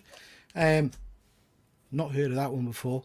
You Promised Me Darkness with a putty tat on the front. A nice old school G.I. Joe. I like that one a lot. And Wonder Twins, which is really cool. So you didn't have to do that, Andy. That is much appreciated. I'm going to stick them in the giveaway box whilst the rest of the guys are showing off their pickups, and we'll give some books out as soon as we're finished. So thank you for that, Andy. James, have you got anything you want to show off? No, I bought a thing, but it's in America at the moment, so it's... Don't show it off until it arrives. Yeah. Potentially. So, Potentially. big girl of mine I've managed to pick up, so I'm very excited. It's a big boy book. Yeah. It's a Billy Bollock book, isn't it? It's Bollock massive. book. Yeah. Luke, anything you want to show off? Just one. So I mentioned this quite a few times on our toy show, which we absolutely all love doing each month. And it's the NECA Gargoyles figures. So this is the character of Broadway. So this is actually my third Gargoyles figure that I've managed to get hold of. So there's obviously a whole range of these figures out there, but they're not licensed to sell here in the UK. So it makes it really hard for us UK fans to actually acquire them and get them at a decent price. But every now and then they crop up on the cheap, whether it be eBay or Amazon or anywhere like that. and I was able to pick this one up for a fraction of the cost of what most people are selling them for. So still on the expensive side, but not so bad. So yeah, I'm very happy to add him to my collection. Very cool, very cool. I've still not watched Gargoyles. I need to get on that. I highly recommend it. My kids have been watching it this weekend. Like, they absolutely love it too. It's such a great show. Yeah. Highland G, anything you want to show off? I've got a couple of covers that I picked up. Not really much picking up kind of Christmas and my birthday been recently. But I picked up this, which is Catwoman. It's the Ed Brubaker run, and it's a homage to Lone Wolf and Cub. Very Adam cool. Hughes. I like that. Yeah, I like that. So I just really love that cover, and I really enjoy the run. And then I'm a massive Dan Mora fan, and at that point I was like, well, I want Dan Mora doing one of my favorite characters, and that is X-23 as Wolverine. Lovely. Very cool. So yeah, just a couple of singles for putting up on the What's wall. that? Sorry, just I don't know if you're up to speed, Dr. Von Hoot, with X-23. That cover, Highland G. Am I right in thinking that character's name is Honey Badger? Yeah, so they've changed her name. I forget what they call her now. She was called Honey Badger by Dakin because Dakin was her somewhat kind of best friend before they tried to make Deadpool her best friend. But down the line, when they went back to X-23, they gave her a new cover name, and I don't know what that is off the top of my head. But I preferred Honey Badger. I thought that was a cool name. And when she first thinks it up, there's this panel where she's imagining comic books, and there's all these comics around her that are like homages to Wolverine, but they all say Honey Badger on them, and it just looks so cool. Very cool. Just thinking there might be a one for Badger, for the Magic Badger. That's a good point. I am aware, but I haven't really brought it up. I should tell. But yeah, they I think Dakin says to her that she's like, "Oh, what should I call myself?" And he's like, "Honey Badger, because you're cute and cuddly, but if you get too close, you'll bite." Yeah. Something along those lines. I was like, yes, that makes perfect sense. Hit us up after the show, Von Hoot, because I've got that. I've got the first appearance, so I'll send you that if you want it. Oh, nice. Who's left? Von Hoot, have you got anything you want to show off? Oh, yes. Oh, yes. Oh, yes. So, hang on, it's not Neighbours related, is it? It's not Neighbours related for once. Like, I've got a toy and I've got a slab. Both from Home and Away. Yeah. It's a soap illustrated from 1983. No. Oh, nice! I like that. Yes. Yeah. So I was going to shoot a video today, but I didn't get around to doing it. But this arrived just the other day. I think it was Biggie Shack on the 1011 last week, and he had this, and I saw it, and I thought, oh, I need this. I need it in my collection. It's such an amazing cover. So it's X-Men issue 40, and it's 6.0. It looks lovely. The back cover is quite off color. Yeah, but it's an old book. I mean, what's it? Like 19. What's the date on it? 66 or something. It's 68. 68. Yeah. The origin of Cyclops is the but it's such a cool cover. I wouldn't have thought they'd have gotten into like the monster stuff that early on X-Men. Well, this is an interesting thing because this isn't actually Frankenstein's monster. It's a robot, as it turns out. Spoilers. Sorry, that's more X-Men. Oh, come on, spoilers, man. Yeah, I feel bad. But I'm still waiting for the hardback. Yeah. Very cool. I'm super happy to have that. It's such a wonderful cover. I fell in love with it. And then I got myself a toy this week as well, which is always exciting. Oh, Toxie. Yes. What's happening with the Toxie film? I remember we're talking about it, and then it's just vanished. I don't think we mentioned it. I don't think it has a distributor. Or if it does, they're not sure when to put it out. Because I don't think it's scheduled, but it has it. Sorry, no, I was just going to ask who's released that toy because it's obviously it's a remake of the original Playmates, right? But it's not Playmates. This is Trick or Treat Studios. Right. Okay. Did this one. Yeah, and I don't know. It looks very similar to the original. Very similar, yeah. I had the original, and I probably still do somewhere, but not with all the guns. But yeah, it's very, very cool. And does it still come with his little sidekick, his little mate? Is he his little head glow in the dark? Yeah, he's in the goo here. I might have to pick that up. I've got my original, but I've lost all the accessories. For the longest time, I just had the mop and Toxie, and that was enough. I always wanted Junkyard, the dog. I never got Junkyard. Yeah, I've always wanted him. I mean, they've only released Toxie and Killermoth from this range, so hopefully we get more of them because they're awesome.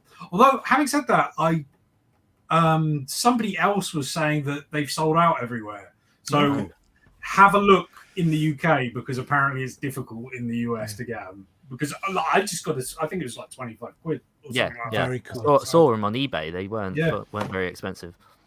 Very cool. I like that. I like that a lot. Okay, guys. #free comics. We're going to draw the comics now. So as ever, I don't know what I've managed to do. There we are. So as ever, good luck to everybody. We will put it on screen. There we are. Last chance to stick in #free comics. And we're off. Good luck.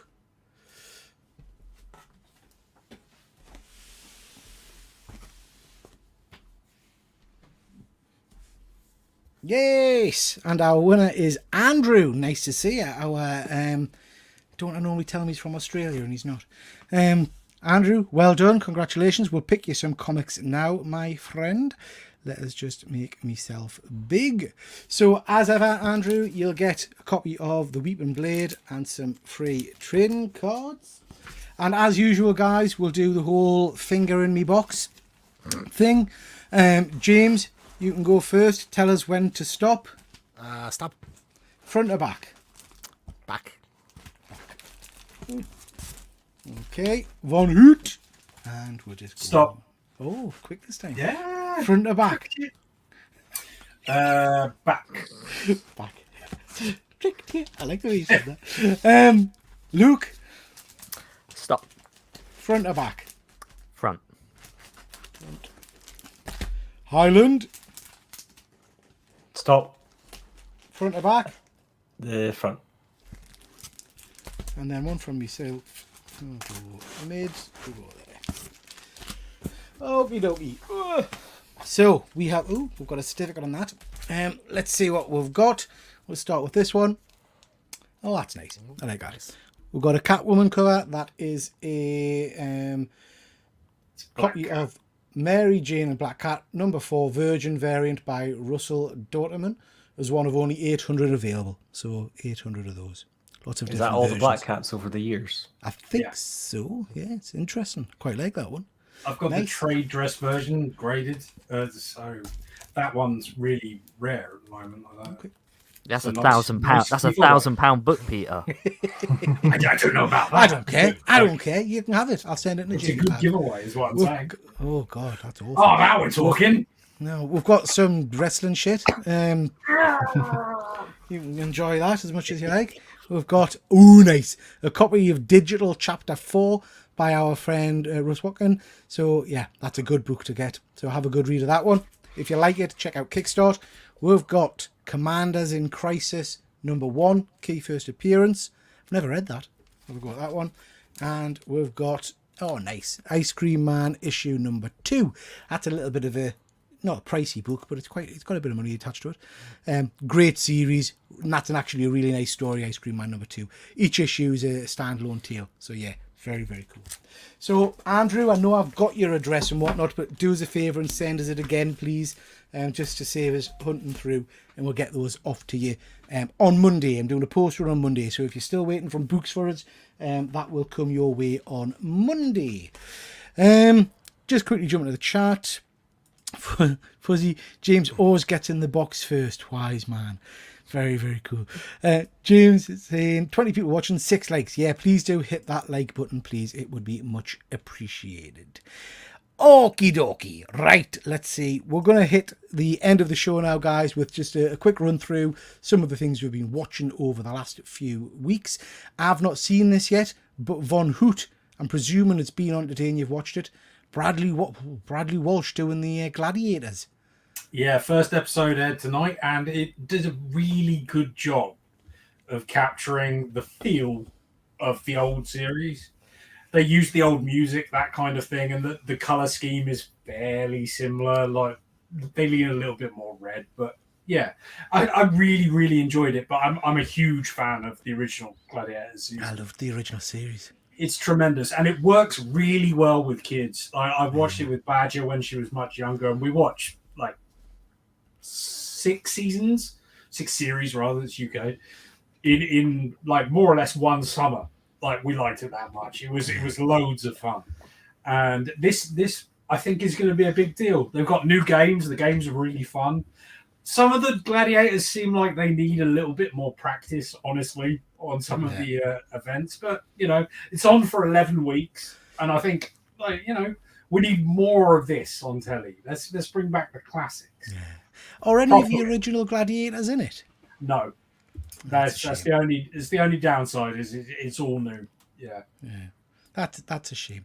I about 4 or 5 years ago when I lost all my weight, put it back on.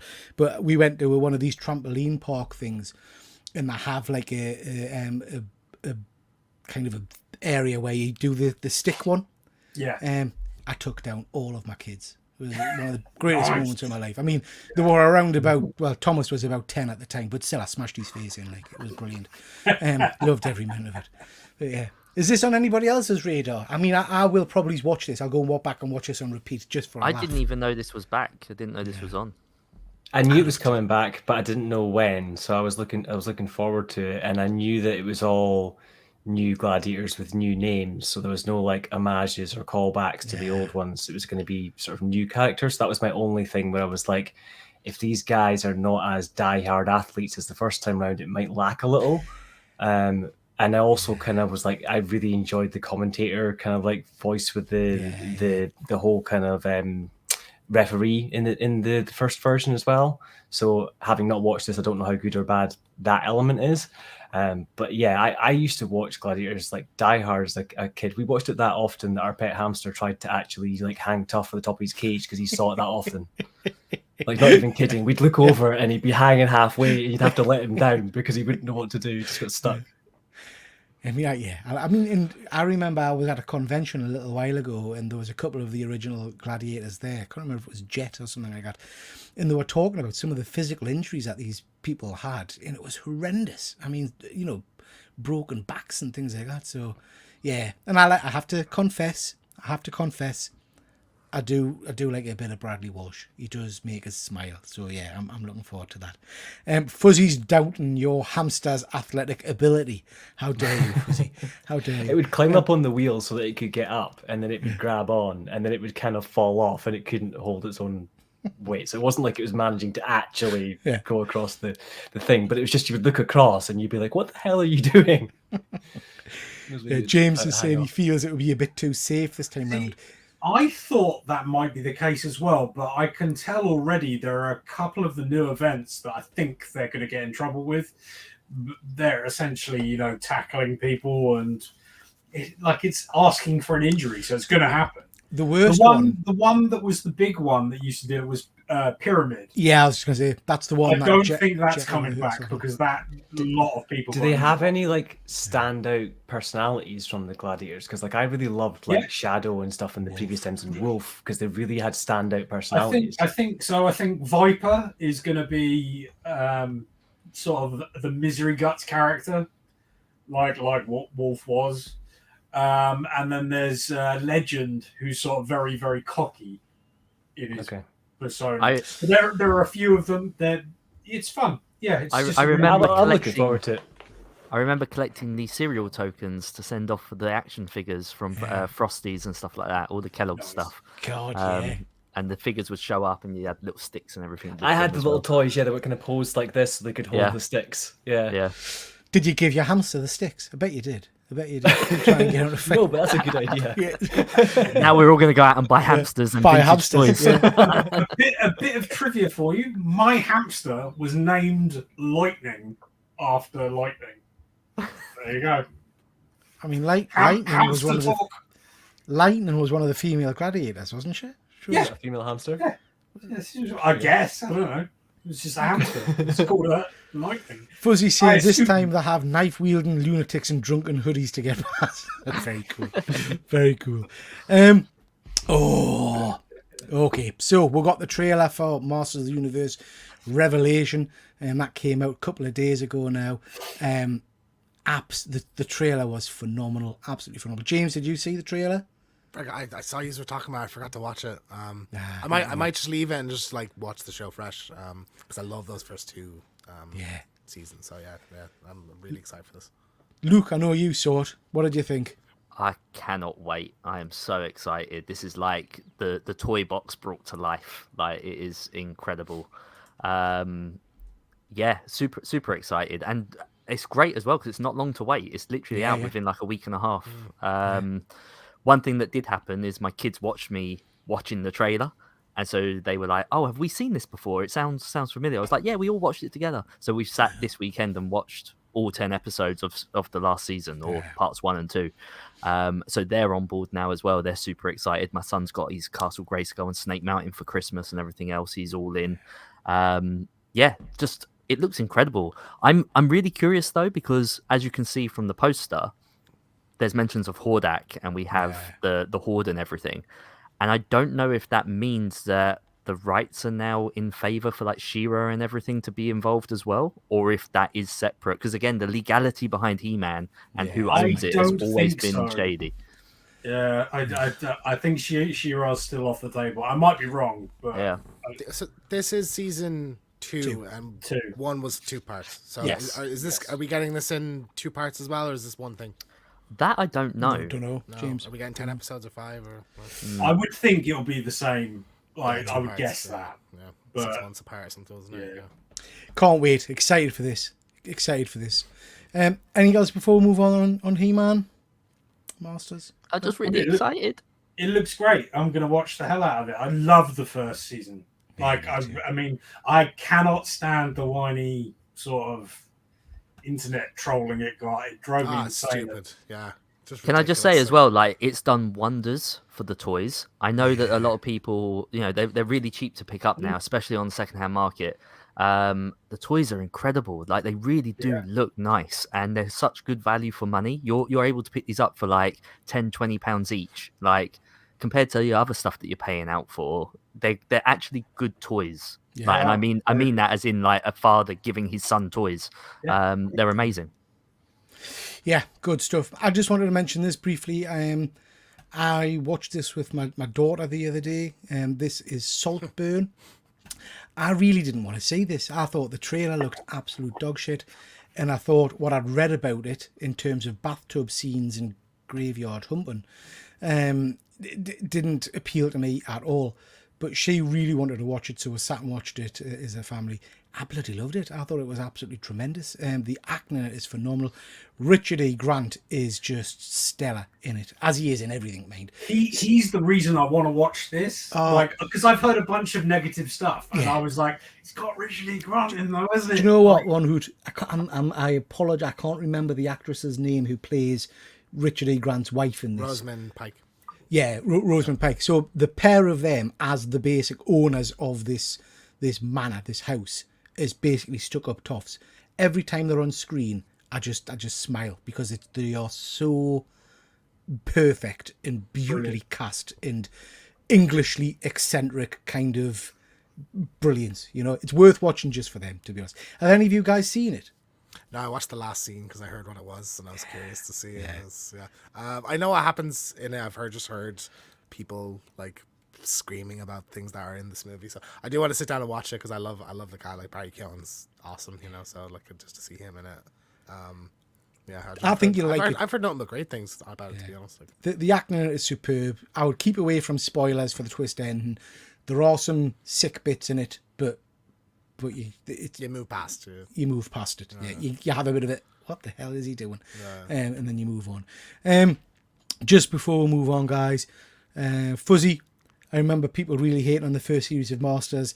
Hopefully, it gets a better reception. Absolutely, Fuzzy. Absolutely, I enjoyed the first season. Got to be better than the comic run was, though. Yeah, the latest the last few comic runs have been pretty naff, to be honest. Ed Vick is recommending Society of the Snow on Netflix. Not heard of that. And Bitcoin was good as well. Neither geeky but worth a watch. Not I, heard I, of either of I those. watched both of them a couple of days ago. Society of the Snow is essentially Alive. Do you remember that movie from the Yeah, 90s? yeah. Yeah. Is that about the aeroplane crash and the Yeah. heat? Yeah, it's essentially exactly the same except a modern retelling of it, Okay, and it's really well done. It's a good movie, and it's had me very cold. Like, I mean, you watch that much snow, you start to feel cold. Yeah. Yeah, it's good.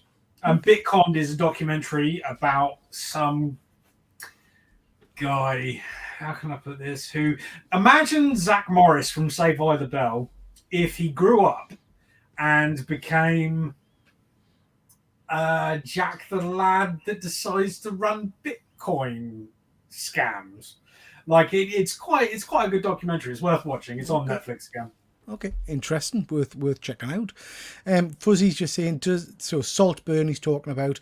Does this have lots of men's towers in it? I heard that, but don't know if it's true or not.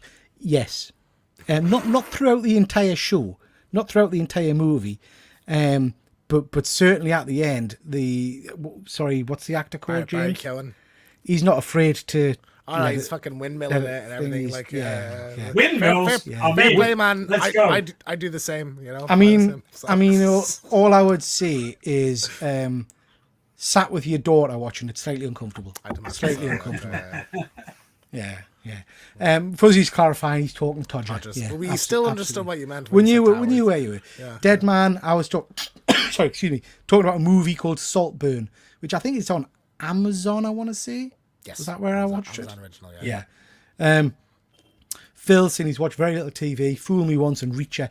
I've got to get on to Reacher. I've not seen Reacher. I've seen briefly the first season. want- It was amazing. Was it good? Yeah, I love the actor as well, so I need to get onto that.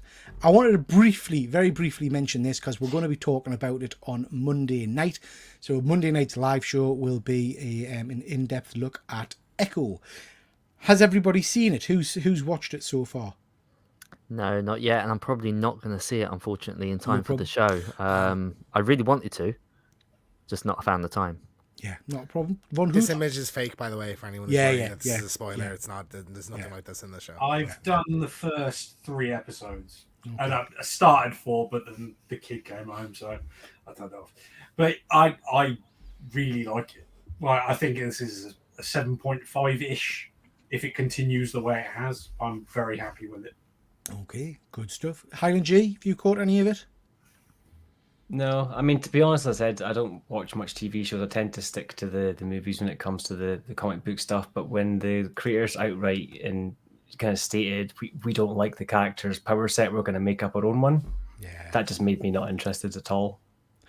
Yeah, and I have to say, as a someone who's read the comic book version of Echo quite a bit, it is quite different. This, because I mean, she's supposed to be a taskmaster type person who can imitate anyone's moves and stuff, and that's a really cool, interesting power set for someone who can't do other things, maybe has other sensory issues and things kind of going on. But yeah, they just kind of threw that to the side and made up their own thing. And it doesn't mean that it's a bad show. It just means it's not Echo, and that's a character that I actually quite enjoyed in the comics. Yeah, and I think that's something we see a lot in the MC. Well, not as much as we maybe think, but when they take a comic book character and literally just keep the name and change a lot of the power set and things like that, it's interesting. We're going to get into this in great detail on Monday, and that's one of the comments that I will be making, because I don't know how I feel about that either. So yeah, interesting one. Interesting. I wanted to briefly, as we move on to the end of the show, just quickly jump into the chat. Lots of people saying they really liked Echo. I didn't realise they dropped the whole thing. Yeah, it's all out. It's only 5 episodes, isn't it? Literally, they dropped it at 2 a.m. for us, and I watched up to end of episode 5 or 4. So, and as Dead Man's saying, it is only 5 episodes. I think it ranges, doesn't it, from 30 minutes to 45 minutes per episode. The shortest, the last episode's 37, and most of them are 45-ish. It's about 3.5 hours total. Yeah. So yeah, not a lot of. We'll get into it on Monday. I'm trying to think about why I think they dropped it all in one go, but we'll talk about it on Monday. Fuzzy saying 3.5 hours total. Yeah. So these are probably the main superhero comic book based movies coming out this year that we know of so far. We've got Madam Web in February. We've got Deadpool 3. We've got Venom 3. We've got Captain America. Captain America's next year. Is it? Is it being Yeah. shifted back? Is it? Yeah, that's something. Yeah. Next year. We've got Deadpool's Craven. the MCU movie. Craven, Joker, and Thunderbolts. I didn't know they also were doing a next year. Joker sequel. Yeah, Thunderbolts isn't this year. Yeah. Is it shifted as well, is it? Deadpool's the only MCU movie for the year. Oh, right. Okay. I thought Thunderbolts had been shifted to December Next year. next year, is it? Yeah. Or December It's not, 2025? it's not even filming yet. Wow. Okay. So, out of these ones then, forget when they're coming out. Out of these ones, which one is the one that you want to see? Which ones do you think you would jettison and which one do you want to keep? I want to see Craven. I knew you would, Luke. Right? No, so I don't mean it as a joke, right? So everyone's going to say Deadpool, and I get that, but also I feel like we've been shown too much behind the scenes things and too many leaks and everything. So my excitement for it is really dwindling. Whether or not that means that I'll actually go out to the cinema to see it or just wait for it to come onto like streaming or wait for a DVD release is another thing. Like it's bothering me that so much is getting spoiled. And again, I think it's because of us on our platforms. I think the algorithms pick up what we like and what we see. But I don't want to know all this stuff. It's too much. Whereas To be fair, though, the like I Deadpool said, stuff- the Craven movie, my expectation is down here, so it can do nothing but surprise me. That if it's shit, then it's shit. I've only lost a couple of hours of my life, or I turn it off. It's. I mean, everything we've seen of Deadpool though is one sequence. Like it's all in one location. We've only seen this one location. Like there's the entire rest of the movie. We don't know what it is or True. who's in it or what. True. So like we've had some big spoilers, but I think that's just a really fast pace. I mean, it depends on what socials you're on, because I don't see a lot of spoilers that other people see. I've seen obviously Wolverine, but I've not seen any other specifics of Deadpool because I'm just not on the social media that would show that constantly. I avoid that kind of There's stuff. been a There's lot certain of characters. rumour, hasn't there? There's been a lot of rumour and certain character castings and things like that. But as usual, whoever, have not actually confirmed any of it. Other than we know that Wolverine's definitely in it. I don't think they've confirmed. There's any been a the lot other of talk rumours that about have there been being like arguments between Ryan Reynolds and Marvel as to what he wanted to have in it as well. So I don't know if some of the stuff's going to change slightly. But I agree. I think that just with what we're kind of saying there about the Craven versus Deadpool is that Deadpool's something I'm looking forward to. I really enjoyed the first one. The second one was okay, but the first one was like an experience I'd never had before. It was completely new, so it stood out. And I don't think the third one's gonna give me that sort of third time around. I feel this time around it's gonna just be a sort of Deadpool kills the universe type fun romp rather than being like a new experience. Yeah. Whereas of Almost all that certainly, put I'd there, the Craven film stands out to me as being the one that's really looks a bit different. And Unique. because Sony don't really have a bar to hit, as kind of has been mentioned, I think it's got a lot more chance of being okay. And by being okay, it'll be good. It's a great director as well. Most Violent Year is a fantastic movie, so that it has a chance. The trailer is just terrible. They just And I have, said, to be I fair, didn't they know also just Joker was have- getting a sequel. Yeah. Yeah. Sony also just has bad trailer editors. So like a lot of the time, Oh, like, yes. some Yes, they do. Uncharted wasn't as bad as it looked in the trailers. So like I think. Do you know what though? I That's I another disagree with the Morbius trailer because the Morbius trailer looked fucking epic. Like it looked on the incredible. boat. Was it the boat scene? Yeah, They did and a it lot had of- the Yeah. music from Lost Boys playing as Okay, well yeah, and that's everything. fair, It it's really true, yeah. sucked me in. Like I would counter that with the Madam Web trailer, which is like Yeah. just fucking Yeah. horrific, like Awful. the Yeah. worst thing I've ever seen. What about you, Von Hoot? Which of these is your most excited that you think about? Oh. say Madam Web. You say that like I am genuinely very intrigued by Madam Web. The weird thing is, I think Joker has a good shot at being the best of all these films, but also I'm not that interested in seeing it for some reason. It doesn't really excite me. Although when it comes out, I will be first in line because why not? The one that really I have no interest in watching is Venom 3. I'll still watch it, but I just It's don't interesting, care. isn't it? Because Fuzzy's saying here that he thinks he's the only person who didn't love Joker. It was all right, but nowhere near the levels of the speak about. It feels like people have turned on it over the last couple of years. When it came out, everybody was blown away, and everyone. I don't was know that amazed, everyone everybody was. praised I mean, it. I have to say, I thought it was good, but I didn't get what everybody else was seeing in it. Yeah, I've do you know not what I even mean? seen Everybody it else because was saying like great things. when things about get it. so blown up that someone's put on that high a pedestal before I go and see something, I just don't go and see it because I don't want something with that high an expectation on it. Yeah, and I The, think for me, the question is, if he almost wasn't the Joker, sorry, yeah, sorry, carry on. well, I think you're probably going to make the same point as me, Luke. I think for me, if it was a film about mental health and that kind of a thing, and probably not even linked to Batman, I would have probably enjoyed it a lot more. I Yeah. think it was the link to Batman and the kind of it just didn't feel It's a similar like thing that's Joker to me. happened with a lot of standalone graphic novels and comics, where they'll get writers in that know nothing about comics to write a story, and then they'll just brand it one of their characters. Yeah. I don't know. I see why. That doesn't they make it a make bad that story. It just Yeah. means it No, wasn't that's meant to be not about that. what I think it is quite jokery if you look at some of what the Joker has done in comics through a specific prism.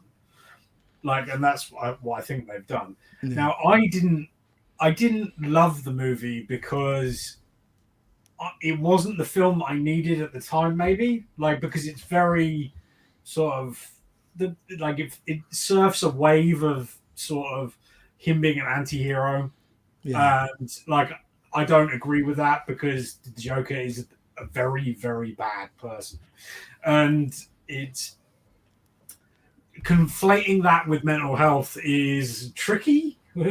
Seesaw to balance. Now, we don't need to really discuss the Joker. It's been and gone. This next movie, I feel like, is probably going to be a bit more of the same, except with some, dances in, which I like dancing. I'm hoping the lean on the graphic novel, is it Harleen? I think it's called. Harley's excellent because that's a stunning graphic novel, and you can incorporate some of the musical elements into that, can't you? In terms of her outlook on life and things. Yeah.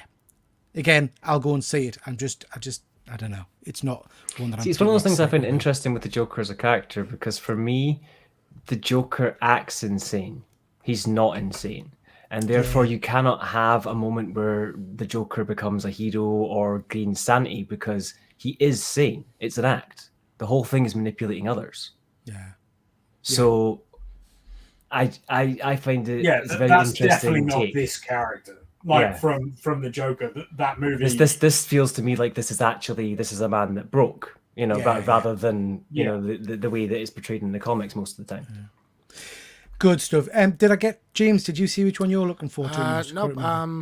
If we're putting Deadpool aside, I'd say Joker, because we've not had I think a good representation of Harley and Joker's relationship on film, in live action. So I'm excited for that. I love musicals, and I think I'm so fascinated about the musical element of it, and how. Yeah, I can't how wait much, for that either. Yeah, I think that'll be the highlight of it, and just how that's going to work with the tone of it. I just think it's going to be a really weird, surprising movie, So I think that will probably be the best movie out of all these anyway. That's what I think. But if they bodge it, then this film will be one of the worst films in forever. If there's anything off about it, it's pretty hyperbolic to say one of the worst films ever. It'll be at worst, it'll be oh, they shouldn't have made this. If it's not amazing. I don't know. It's got all the elements. You've got an abusive sort of love storyline, which needs to be handled very delicately. Yeah. Along with musicals, and superhero-y villains. Yeah, it's a lot to get right, isn't it? It's a lot of Exactly. That's what I'm saying. I think it will be good, honestly. Yeah. I think they'll nail it. They nailed the first one, so I think for me, I'm excited. I'm excited. I'm a massive fan of the Captain America trilogy we've had. I think they're some of the best MCU movies we've had. I know very little about what's going to be going on in the next movie, other than some of the casting rumours, and you hear lots of rumblings about them, rewriting the script and stuff like that. But I love the last three, so I'm hoping beyond hope that's a good movie. Yeah, I really am. I've not really read much Sam Wilson Cap comics because it's so recent. They skipped right over all the Bucky stuff in the movies and they've gone straight to Sam, and I'm not really familiar with Sam's stories. I've not read a lot of them since he became Captain America, to be honest. So yeah, it's going to be an interesting one. Is he still Captain America now? Well, there's two of them, isn't there? There's I think Steve they Rogers van is both. back. Yeah, they van both. Steve Rogers is back, Steve but he's Rogers still is always going to be the Captain America, but I believe Sam is in the position of Captain America, if that makes sense. Right. Has everybody said which one they're looking forward to? I think you have, haven't you? Luke, you said Craven, yeah? I have, yeah. Yeah, good stuff. I don't know if we've already skipped past it. Can I just mention 2 shows that I've been watching? Yeah, sure. So one of them was the Mayfair Witches by Anne Rice. So they've recently done the Interview of the Vampire stuff, which I really enjoyed with AMC. And I've just been catching up on the BBC iPlayer because they have the Mayfair Witches on there. It's like 8 episodes. But really enjoyed it. Thought it was really good, and it kind of loosely sticks with the books. And I remember reading them and enjoying them a long time ago. So if you're into that sort of stuff, I'd recommend that. And the other one is For All Mankind on Apple TV. You've heard of that? Yeah, I've heard of that. So I'm only halfway through season 1. But really interesting, like all about how the Russians got to the moon first, and so there's a whole different space race. That's my next one to watch. I've not started it yet. Each season is a time jump to show you the next progression of like mankind moving forward. So Efren's been watching that. Efren talks about it quite a lot. He's really enjoyed it. He said it was excellent. This is why I haven't got round to watching Echo, because I've been watching these things. But it's been quite refreshing, not to step aside from the whole Disney Plus thing and check out the other stuff. That sounds great. I'm going to have to track down. I love because I remember Efren talking about it Apple maybe TV, a year or two ago. But I love the idea of the time jump between seasons. I think that's a great idea. Yeah. Okay, guys, before we move on, any other shows anyone wants to mention that they've seen or movies that they've mentioned or anything else? Netflix has a documentary on the Depp Heard court case. Oh, does it? It's 3 parts. Yeah, it's quite good. It's exclusively like stuff from the trial and then like news coverage and like influencer stuff in between and stuff. But it's really good. I think it's a really good like condensation of that whole debacle. So yeah, that's a good one. You would enjoy that because I know you're a big fan of Thing You Heard, aren't you? You love it. Are you talking to me? Yeah. I have watched it. Why would you say? No, I'm saying you would love it. It's like, that's what I'm saying. You'd love it because I know you're a big fan of her. Yeah. It's a shame she stepped on a bee. It's unfortunate. So, okay, guys. Right, we'll call it a night there. Thank you very much, everybody. That's the end of the show. Just to mention a few things. A couple of things on my channel at the moment. We've got the CGC update. I did a little video about the dangers of Whatnot, which God, it's challenging to go on there. You can just spend ridiculous amounts of money very, very quickly. I've also got a video out, I think it came out yesterday, about my Daniel Warren Johnson Old Man Skywalker, which is a phenomenal little ashcan. Really, really good and quite hard to get a hold of. So have a look at that. I want people's views and thoughts. The version I've got, on the inside cover, there's a sketch by Daniel Warren Johnson and a signature. So I don't know whether to get it graded or not, because then I'll not be able to see that sketch. So let us know in the comments what you think I should do with that. Monday night, we've got our Echo series review. Looking forward to that. Probably be myself, James, Simon and Efren again, like we did for What If. So that should be interesting, because I suspect we're going to have some conflicting views. So, and James, I did watch Efren's review of it the other day, but it didn't give much away. I watched 15 minutes of it and I still don't know whether he liked it or not. Yeah. So yeah, I'm looking forward to seeing that. So that should be an interesting chat. Over on One Good Scare, James, what we got? Yeah, we got last time we were back was on Gremlins. We're doing Gremlins 2 for next week, and then last time we had our new episode of the main show. But we talked about kind of what's coming up over the year, 2024 horror movies. We talked about the like Mickey Mouse, Steamboat Willie kind of horror movies that are happening, and public domain in general, like what characters are going to be soon. And we did a review of Night Swim as well, so that's there. Yeah, Von Hoot. That's a one for you to check out. Night Swim, out at the cinema at the moment. I've seen the trailer. Looks fun. I'll give it a go. I think that's probably a good estimation of it. It's fun. I still can't believe that Steamboat's version of Mickey is considered a separate character than Mickey Mouse enough that it's become public domain. Like, that seems crazy to me. Yeah. Interesting stuff. And just to mention Killer Comic Show, they've got a whole host of stuff out. Mondays now, we do the top 15, not top 10, top 15 comic releases.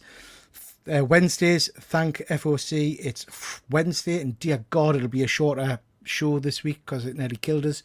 But I know Charlie's working on narrowing that down. And then Thursday nights, as ever, we've got the Killer Comic Show. James, anything else coming up you want to mention?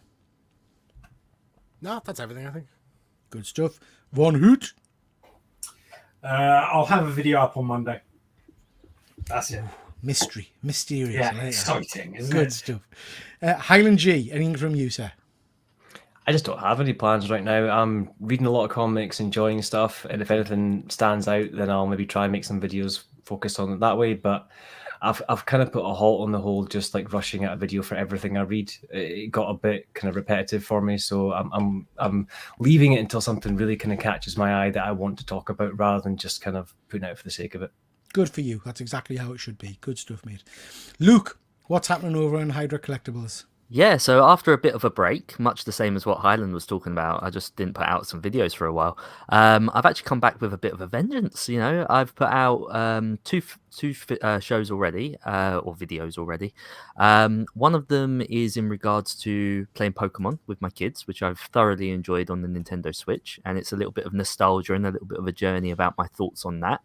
And then I put out a quick video about Masters of the Universe, given that we got the trailer, and I wondered where the DVD is for season 1. I wondered why we haven't received a Blu-ray or a DVD release of that.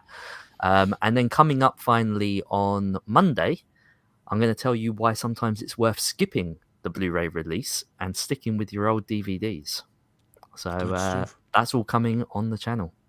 Excellent. Good stuff. Looking forward to seeing some of that.